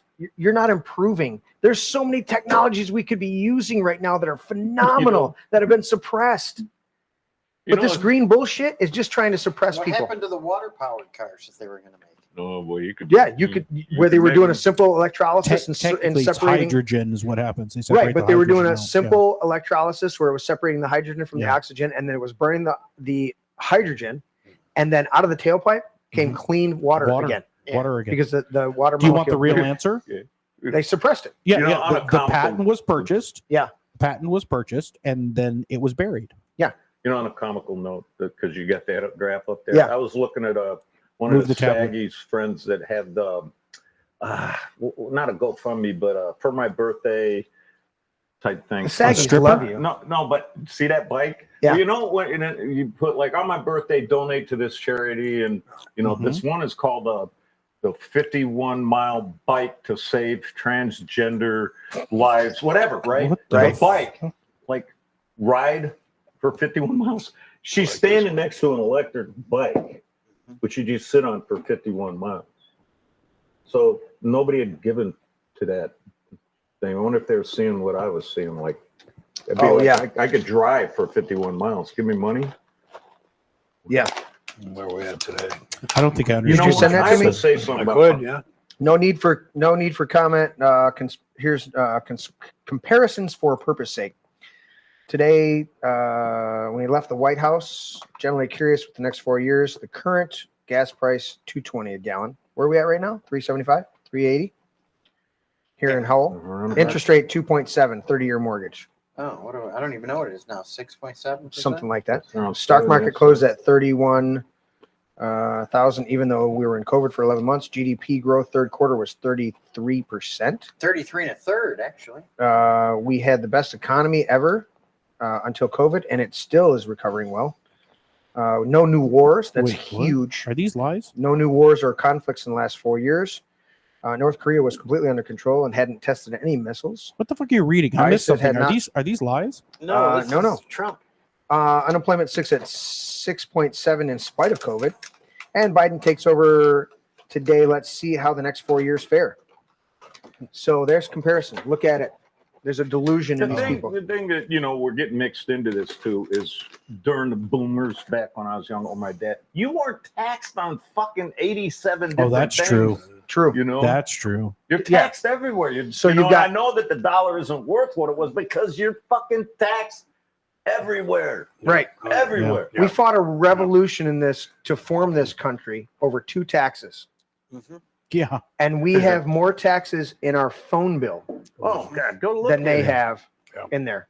Your income is taxed. Your property is taxed. Your light bill is taxed. That's why I Your said that gas tip- bill is taking away taxed. that Your tips phone tax. is taxed. Yeah. Your Oh, shit. What is it? internet's taxed. Why you- the fuck are you You have taking a money out of garage that? sale. Your mom has a garage sale, and They'll- she makes they'll over drive- $600. She got to declare it She got to declare it on on shit that she already bought. Right, the nice leather couch or the antique table. If I go to handed sell, down. if I go Oh, to shit. sell private party to somebody, Mhm. a vehicle, and they go to the Secretary of State to register it, was a whole nother ball of wax. They got to declare how much they paid for it and pay again. Wait, I paid for it originally when I bought the vehicle. Why are you charging them again for? Well, because you sold it again. Yeah, but I paid the full tax on this vehicle when it was originally purchased. Why is somebody else being penalized again? And that's what they're doing. These taxes are all the way through it. So I understand the argument over here, I but the reality is understand it too, you can't raise the minimum wage up there and think you're going to solve higher taxation across the board, inflation, a shit economy, outrageous housing prices. Housing prices are outrageous right now. You're not going to fix that by giving somebody a few more bucks an hour. The average house in Livingston County is $493 up from $430. That's medium. Yeah, ridiculous. Let's finish with this, guys. I wanted to cover this. You know what it reminds me just of before you finish with that? Yeah. Is that one parable of the workmen that are started at the beginning of the day, and then the owner of the vineyard goes out and finds more workmen in the middle of the day. Oh, right. And that whole parable, if you're not familiar with it, yeah, he makes a deal with the workmen at the beginning of the day to work for their shilling or penny or whatever it is. Right.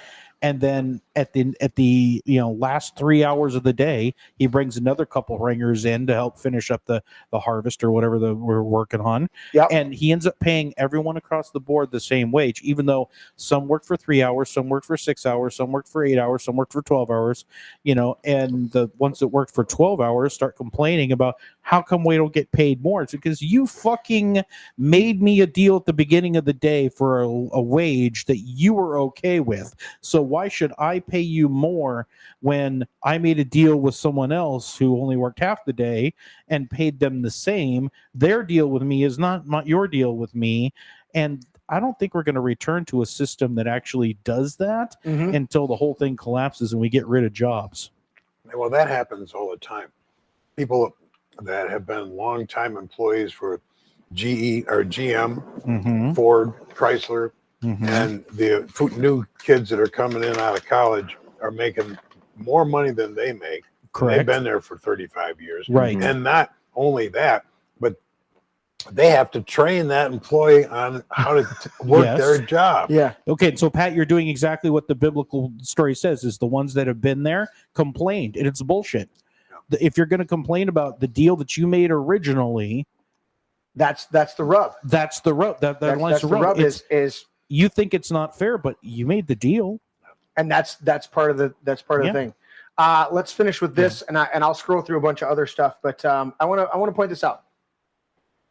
50 years ago, Big Sugar quietly paid 3 scientists to point the blame for chronic disease at cholesterol and saturated fats. Millions of Americans have died as a result. Here's how Big Sugar has been lying to the American people since 1965, and you can click on the link. I'll grab it and post it in there. But I want to point this out. Cholesterol, your body makes cholesterol. It does not make sugar. So when they say that cholesterol is the problem and they never address sugar and the shit salts, there are good salts and there are good sugars. We got blessed with a good sugar right here. Some good pure wildflower honey right? Only food that lasts forever. Dude, this can crystallize completely. You put it in a boiling water. Well, if put it in boiling water, and it'll go right back to this. It's a superfood. Well, honey, there's something about honey. You don't want to get it hot. Well, there is an in issue with warm honey. water, you can turn it back. But either way, you can take something that's been totally crystallized. If you warm it back up properly, honey that wasn't crystallized is 2,000-year-old and sealed jars. True. Oh, seal jars, good. yes, yeah. Like if you never open Sealed that, jars? it's gonna stay just like Oh that. yeah. And so I don't know about the body not making sugar. There's a couple girls I know.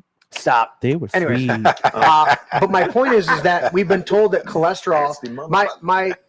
I know so many people that they're. What are your cholesterol numbers? What are your cholesterol numbers? What are your cholesterol numbers?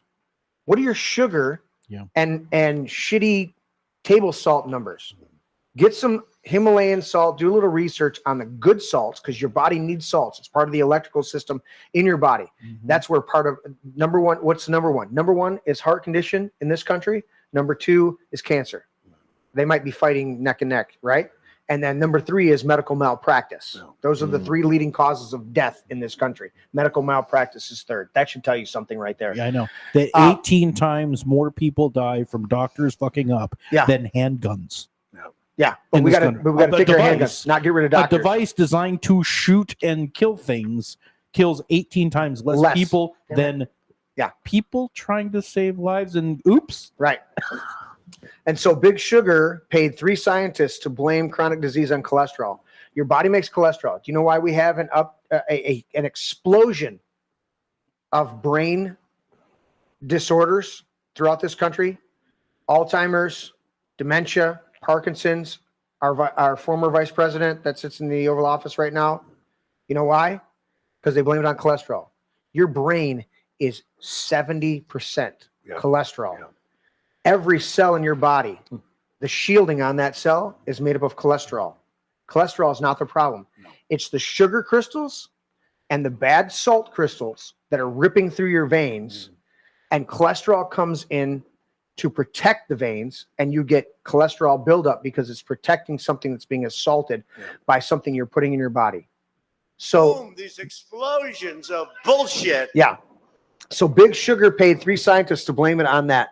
And we've had this low-fat diet since 1965. Fat's awesome. I was just listening to somebody earlier this morning, Raw Egg Nationalist. And Harrison Smith asked him, he's like, what about, sunscreens? They just went on a bunch of different topics. And he said, what about sunscreens? And he says, you know what? All sunscreens are horrible, unless they're shea butter or coconut oil, something like that. But any of these over-the-top commercial ones that say they cover this, they're all full of chemicals. They have glyphosate in them. Glyphosate actually is a cancer-causing agent. And you're just slathering it on you. And it actually activates more free radicals in your body by putting it on. I don't know how they get away with doing it. I saw a PSA earlier today about sunscreen, and I'm like, to prevent skin cancer. I'm like, that is it's the one thing that causes bullshit. It. But here's the thing: these low-fat diets, the good saturated fats, that you eat in beef, the low density, the actually good stuff, that comes out in your skin and is actually a natural skin. A natural suntan, because the fat will come out and create a layer of protection. Yeah, and solar radiation barrier. Patrick, you're not as old as me. I'm being nice. We're about the same age, I would think. But we have seen in our time, how many times have they changed? And let's just say eggs. Eggs are bad for you. No, they're good for you. They're bad for you. They're good for you. They're bad for you. They're good for you. They're bad for you. Follow the science. Bad for you. Good for you. Bad for you. Coffee. No, don't drink. No, it's good. No, it's bad. It's good. It's like, fuck this. My great-grandparents' dairy farm, they ate all the shit you're not supposed to eat. They made it themselves. Butter on top, cheese on top. But that's the key. They made it themselves. They lived all that shit you're not supposed to eat in big, gravy fucking lived till 90-something years old.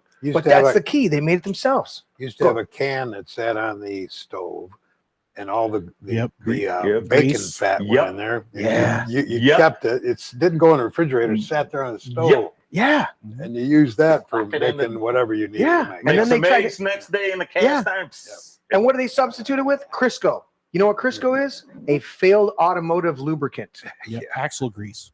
And they failed at it, so they made it into this. I was riding with my buddy back to the job site today, and I was listening to this, and I started to pontificate a little bit about the sugar, and then hearing Egg National talk to Harrison Smith on InfoWars, and I said, dude, just think about this dynamic that, in the Song of Solomon, it talks about how she was attracted. There's this dynamic where she's very attracted to the man in the field, right? And his skin, it says his skin is darkened by the sun. Right. And I at that moment I stopped and I said, you know what? I've been through the entire Bible multiple times. I have the entire Bible on audio. I can click on just about any book. I've listened to extra canonical Bibles. Beyond that, I've never heard one time ever mention about being having a sunburn or skin a burn from the sun. I've only heard about getting tanned from the sun. And it made me think, not saying a direct causation or correlation, but what if they were eating unprocessed foods that had good saturated fats and cholesterol in them, and the body has a natural protection and will produce, based on what you're consuming, will produce more protection depending on the climate that you're in, the climate that you're in. So if you're exposed to more sun, your body will produce more of its own natural protection and cause it to trigger it. Because I never heard of it. You don't find it. Oh, you got sunburn. Melanin? We only have sunburn in the day and age of us. My pack just died. Oh, did we just lose you? I think my pack just died. Anyways, we got to wrap up anyways. Yeah. I'll go. Want me to go first? Give I'm me a going to thing. change batteries. Yeah. Okay. I'm always quick. Larry, get ready because I'm always quick. People got to vote. Yeah. Many people are waitressing. You really should vote. You get some money back big time. Trump don't lie. If he says he's not gonna tax your tips on that table, you'll be making some jack. Yeah. Promises made, promises kept. Yep. Larry? Well, what I got to say is it's going to be interesting what's coming up in the future. Got a lot coming up before the November elections. Pay attention in your primaries. Get out and vote. And I know Kelly's not going to like this. Well, you got to preface it. But you got to vote. Well, Kelly likes to vote. Kelly's running for office. You got to get out there and vote. You can't let the Democrats bank up all these votes. Yeah. Get out and vote. Yep. You don't know what's going to happen on election day. You got to vote. There could be an ice storm. You could get trapped in your house. There might be a family emergency. Heaven forbid. I hope none of those things happen. Mm-hmm. Get out and vote. Get out and vote. Get out and vote. I've voted absentee ballot for years. I'm a truck driver. Vote often. Right. Vote. Bring your buddies with you. Buy your buddy lunch if he hasn't voted in a long time. Go for beers. Go for beers. You know, beers after and a you vote. After you vote. Well, you're exactly right. And the reality is there were two places that our founding fathers hung out in. Yeah. Church in the morning, and the pubs at night. Yeah. And that's where they discussed politics, they discussed life, they discussed freedom. That's where they were. Get out and vote. Take your buddies with you. Right? Get out and vote. Take your buddies with you. Like I'm going to quote Donald Trump, too big to rig. That's right. We got to flood it. You know the Democrats are going to cheat, so we have to overwhelm. We got to flood it with legal, honest voters. Got to get out there and vote. Because we know there are more of us than there are them. If you don't trust the mail, listen, do what I do. Let them send it to you in the mail when you get it, vote. You know, if I can't get it there to the drop box, I hand it to my wife and she does it for me. Right. You know, you don't have to put it back in the mail. Well, and you might get a rain day where you can drive it right over to your. That's what I generally do. Yep. Take it right to your county clerk's office. You can. Well, and that's how what I'm talking about. I take it right to Heartland. How, as right by the police department, they have a box for fire window right there, right outside, right there. You know, this nonsense about waiting to the last minute to vote. You know, don't do it. Just vote. Oh, there's not. If you want to go in and vote, that's fine. There, you know, some people have problems with lines. Base-ups get mad. They don't want to wait. I mean, I get it. She's not mad at you. She says, "I say this because every early ballot allows the algorithms to cheat the machine count." Right. Okay. We get it. So you got to vote. Yep, got to vote. You got to get out there. You got to vote, and you got to vote with purpose. I crawl through broken glass to make sure that I vote and vote against every Democrat on the ticket. Absolutely. Every single stinking one, from dog catcher all the way up to president. Democrats have absolutely nothing positive to contribute to society anymore, and I'm done with them. Don't need them. They have a leftist agenda that means power to them and corruption to our country. Yeah. Patrick, See you next week, folks. You got a nice signature, Patrick, man. what color do you? What color? You want a brown or a purple? Burnt orange. I don't care. Oh, you want the burnt orange? Yeah, you got to go There different. you go. All right. Well, Patrick, final thoughts, my friend. I You wanna- two shut the fuck up. I'm going to up the ante on you. Getting out and voting is only part of the equation. It is. It's a small part of the equation. You need to get involved. You got a guy sitting here. I'm a delegate. Yep. I sit on the executive committee. I'm the chairman of the election integrity committee. Anytime there's something going on, don't mess with our kids. Right. I'm there. Yeah. I've been on the steps of the Capitol in the state here in Michigan multiple times with multiple different things that I've been there rooting for. Okay, you got to get involved. Yep. We need poll workers, not poll challengers, because challengers don't really get into the mix of things. We need poll workers. You know how many precincts there are out there where there might be 35 or 40 poll workers that are Democrats and maybe 2 Republicans. We can't get anybody to sign up for it. Yeah. I, as the chairman of the election integrity committee, know what the heck's going on. We have to have people that are in those voting terminals watching what the heck's going on, putting your hands on the ballots, making sure that the signatures are verified, making sure that those people are actually supposed to be voting and they're voting in the right precinct. We need people to get involved. You know what's really funny, Patrick? Stacy Hopi. Oops. Yeah, no, Can you you're hear good. me? You're in. You're in. Okay. Stacy Hopi here in Howe. She went down to vote last time, real quick, and he's going to have her on our show soon. She Yeah. goes down precinct 1, whatever. Voted whatever, lived her whole life. They go, you're not on what? Not in the computer, not on the paper, whatever. She voted every time. They found her stuff was in Detroit. She got the vote, but how many, since you only have 26, 30% of people voting, how many of the other 70% don't even know, even though they're registered vote, their vote's being used somewhere else? Yeah. And it was proven from Stacy Hopi, who sometimes on here. Yeah. Anyway, You riled up. right. You the man. You riled up. You got him off this. Everybody's Case up. pissed You off. shouldn't have done that. A case up. Yeah, because No, she's just fed up with the bullshit. I love case up. She knows that. Yeah, but you shouldn't. Yeah. Thank you, Patrick. I appreciate that. No, and for clarification, Patrick, you really got involved in the last couple of years. Not that you weren't part of your community and a vocal person for what is right, but really getting involved in politics has really been a new thing. So that's why it's a passionate thing with you. You know. Yeah.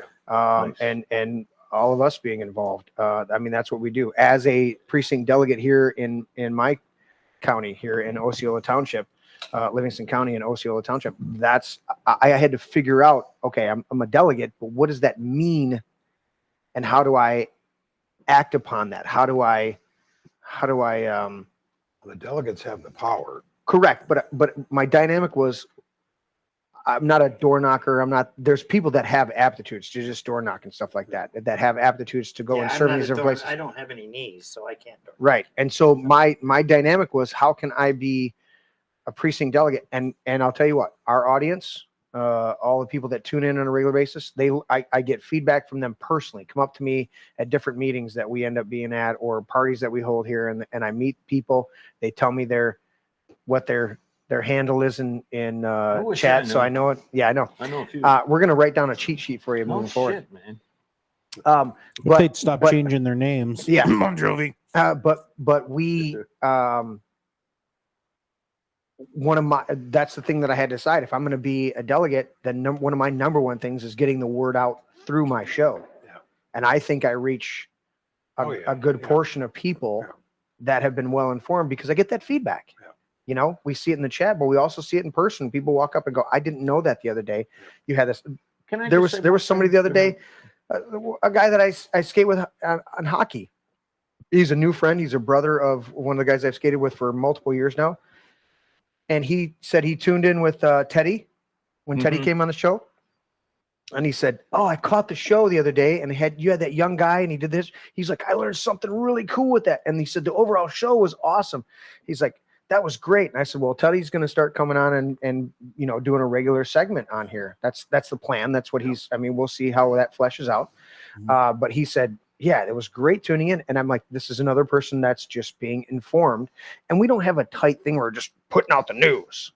This is dialogue. It's a conversation. Hey, Patrick and Jeremy, Yeah. am I right in saying, let's say us four are in the primaries, we're all on the Republican ticket, and you're the winning horse? Can the other fucking people get behind the winning fucking horse and not stay home? Yes. God damn it, please. No, but that's what that's pissed me off. well, you but- know, oh shoot, Patrick correct. got in. Fuck But him, you're or gonna Jeremy have- got in, fuck him. and No, I don't- we gotta get You're behind right. the You're right. winning horse. I don't like it either. But the reality is, until we get to that primary and Oh, I get get past it, there's going to be partisanship. There's going to Oh, be I people get that it, are. But once it's done, but- because you have interviewed all of them, and No, not yet. Well, pretty much all of them, and they Well- say, "All right, you've interviewed okay, And you've interviewed Lustacia. okay, you've interviewed And I've had and you've the other asked two each on one in of the them- past. You have asked each one of them, "Will you get behind the Correct. winning horse?" And they say yes. Yeah, so let's do it. There are people that are behind Jeremy, Patrick, Larry, Stacy. Get behind the winning horse, whoever Yeah. it is, when it's done. Absolutely. Well, and that's one thing. Because we only get 30% of people. I said one of the only voting. things that I like Christina. Like I've done a few things with her. She's asked me. I've emceed a couple of her things. I love talking to her. There's no slight against the rest of the candidates. They all have pluses and minuses. But I'll tell you what. When Dominic was on, Dominic said, "Why can't we all get together before just get behind one person?" And he said, "Okay, that's a good idea. How do we choose that one person?" He said, "What if we had a contest where all of the people that wanted to run presented their ideas, put them forth, and then had people vote on it?" And they said, "Yeah, that's a good idea." He goes, "That's what a primary is." He said, "So I'm not saying that Christina or any of the other candidates running are bad people, but I believe that I can be a representative. So I'm running." Got a question. When it all comes down in there. Jason, ask him. Yeah, we'll talk about it. Yeah. Get a hold of me, Case Up. We'll do that. So I want to finish with this. Were you good, Patrick? Yeah. Your side. I want to do this real quick as I finish out this. Here's the type of perceptions. Not those bags, John Bovey. Not those bags. John Bovey. Fucking A. Yeah, John Bovey. I mean, it's a plan Case on Up Bon Jovi. set herself John up for that, Bovey's though. a fed.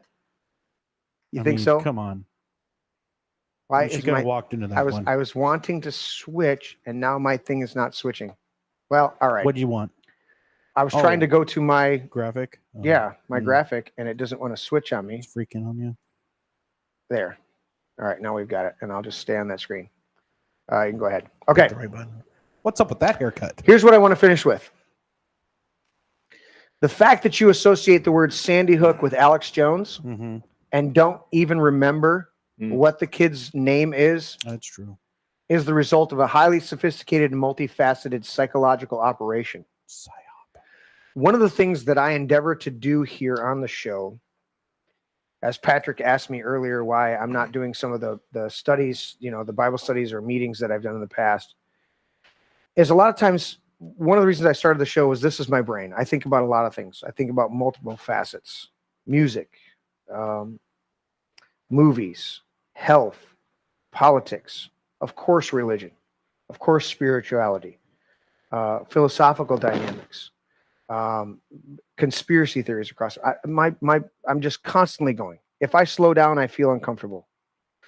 So, in fact, I listen to things to fall asleep because my brain is constantly going, and there's just a dynamic. It's a result of being over vaccinated as a kid and being hyperactive, attention deficit hyperactivity, and we know that is a result of the vaccines that we had. And so I've learned my process and how I deal with things. Okay, I listen to a podcast in my ears while I'm listening to some music in the background while I'm doing my work. That's where I get comfortable, because I've got enough stimuli in my environment to help me focus on a task that I want to accomplish while I'm listening to this, while I'm listening to music. Point being is that We have been inundated with a sophisticated and multifaceted psychological operation that you don't even know the name Adam Lanza. You associate Sandy Hook with Alex Jones. You don't associate Sandy Hook with Adam Lanza, who was the purported government-admitted shooter. That's who the government said it did it. I will go with that. I will go with that narrative.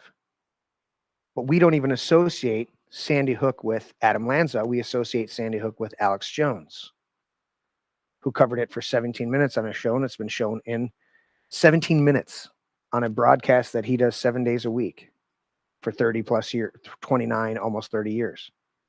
17 minutes. That's proven in court that that's how much time he spent on it. And yet they sued him for $1.5 billion and are destroying his platform because of that. And I want everybody to take that into account, is because when we sit down at this table, I'm not trying to convince you of the facts that I've discovered or change your mindset concerning the concepts and ideas or theories that I've come up with. What I'm trying to do continually on this show is to provoke each and every one of you out there to challenge the narrative you've been handed and search something deeper. Proverbs says it is to the glory of God to conceal a matter. It is the glory of kings to search it out. Will you be a king of your own kingdom? Whether that's your 3/4 acre plot in downtown Howell, or whether that's your 100-acre plot somewhere out west, whatever it is, will you be the king that searches out that truth that has been hidden? Because that is a glorious, righteous pursuit. That is something that God designed for us. That's why eating of the tree of knowledge in the garden was abhorrent to God, because he didn't want you to just get the download of all the knowledge. He wanted you to walk it out and experience. He didn't say, here's the book on gardening. Now you know gardening. You don't have to ask any. He said, no, I want you to get your hands in the dirt. I want you to root around in there. I want you to see what it means to work the land. And then somebody writes a book. But that book isn't meant to supplant the experience. The book is meant to inspire the experience. What I'm trying to do each and every night with our various co-hosts, with our guests on Sundays, is to provoke people to think, challenge the narrative, and get your hands in the dirt and dig it up for yourself. Appreciate each and every one of you. You're laughing over there. Is anything final before we close out? Yeah, they're all good. Yeah. Chat got spicy tonight. We appreciate all of you guys. Like, share, and subscribe. Hit the thumbs up there on the Rumble. The fist of it, the fist on there. If you're on chat and you're a lefty, make sure you archive stuff and send it to Larry at This Is My Brain Hosts at what is it? Outlook. I always want to say AOL because it's Outlet to me is just that old. Yeah. Thank you guys for being here. Appreciate everybody. And Tim, you're going to take us out with codes, or are you just going to call it? All right. We'll see you guys next time. Thanks for tuning in. Good night, everybody. Good night. Yeah, those would be the QR codes on the screen for the purpose of support of the show. PayPal on the left actually is for one single donation. If you wanted to do a regular support and let it just take out of an account, we use the Square. And you can set up $1, $2, $5, $11, and throw money towards the productions we're putting together here. Thanks for watching, guys. I might see you next time.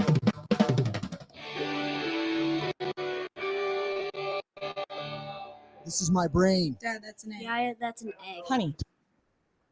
That's an egg. Seriously. That's an egg. It's a metaphor. It's still an egg. That's an egg. I would challenge you. That's an egg. I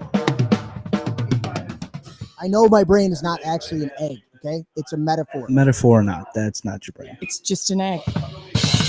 Una cerveza para mí. My egg is my brain. Can I at least have some bacon, maybe some sausage with that egg, though? Oh, I want some bacon. I want crepes. Have some bacon and pancakes with that egg. I'll take it with cheese. Extra large brown cage-free eggs.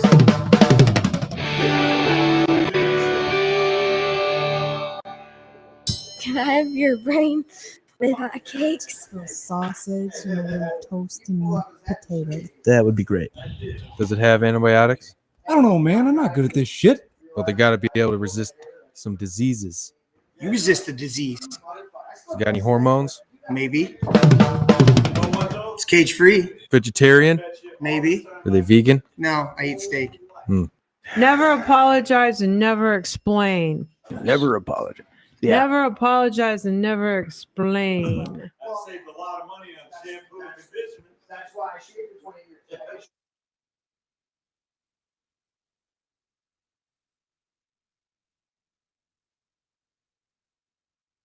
Mom would say this. She's like, "Well, thank God you got a beautiful, a symmetrical head and beautiful." And she's like, "Because if your head was all fucking lumpy, this wouldn't work." I'm like, How's she doing? "So what, Mom?" Good.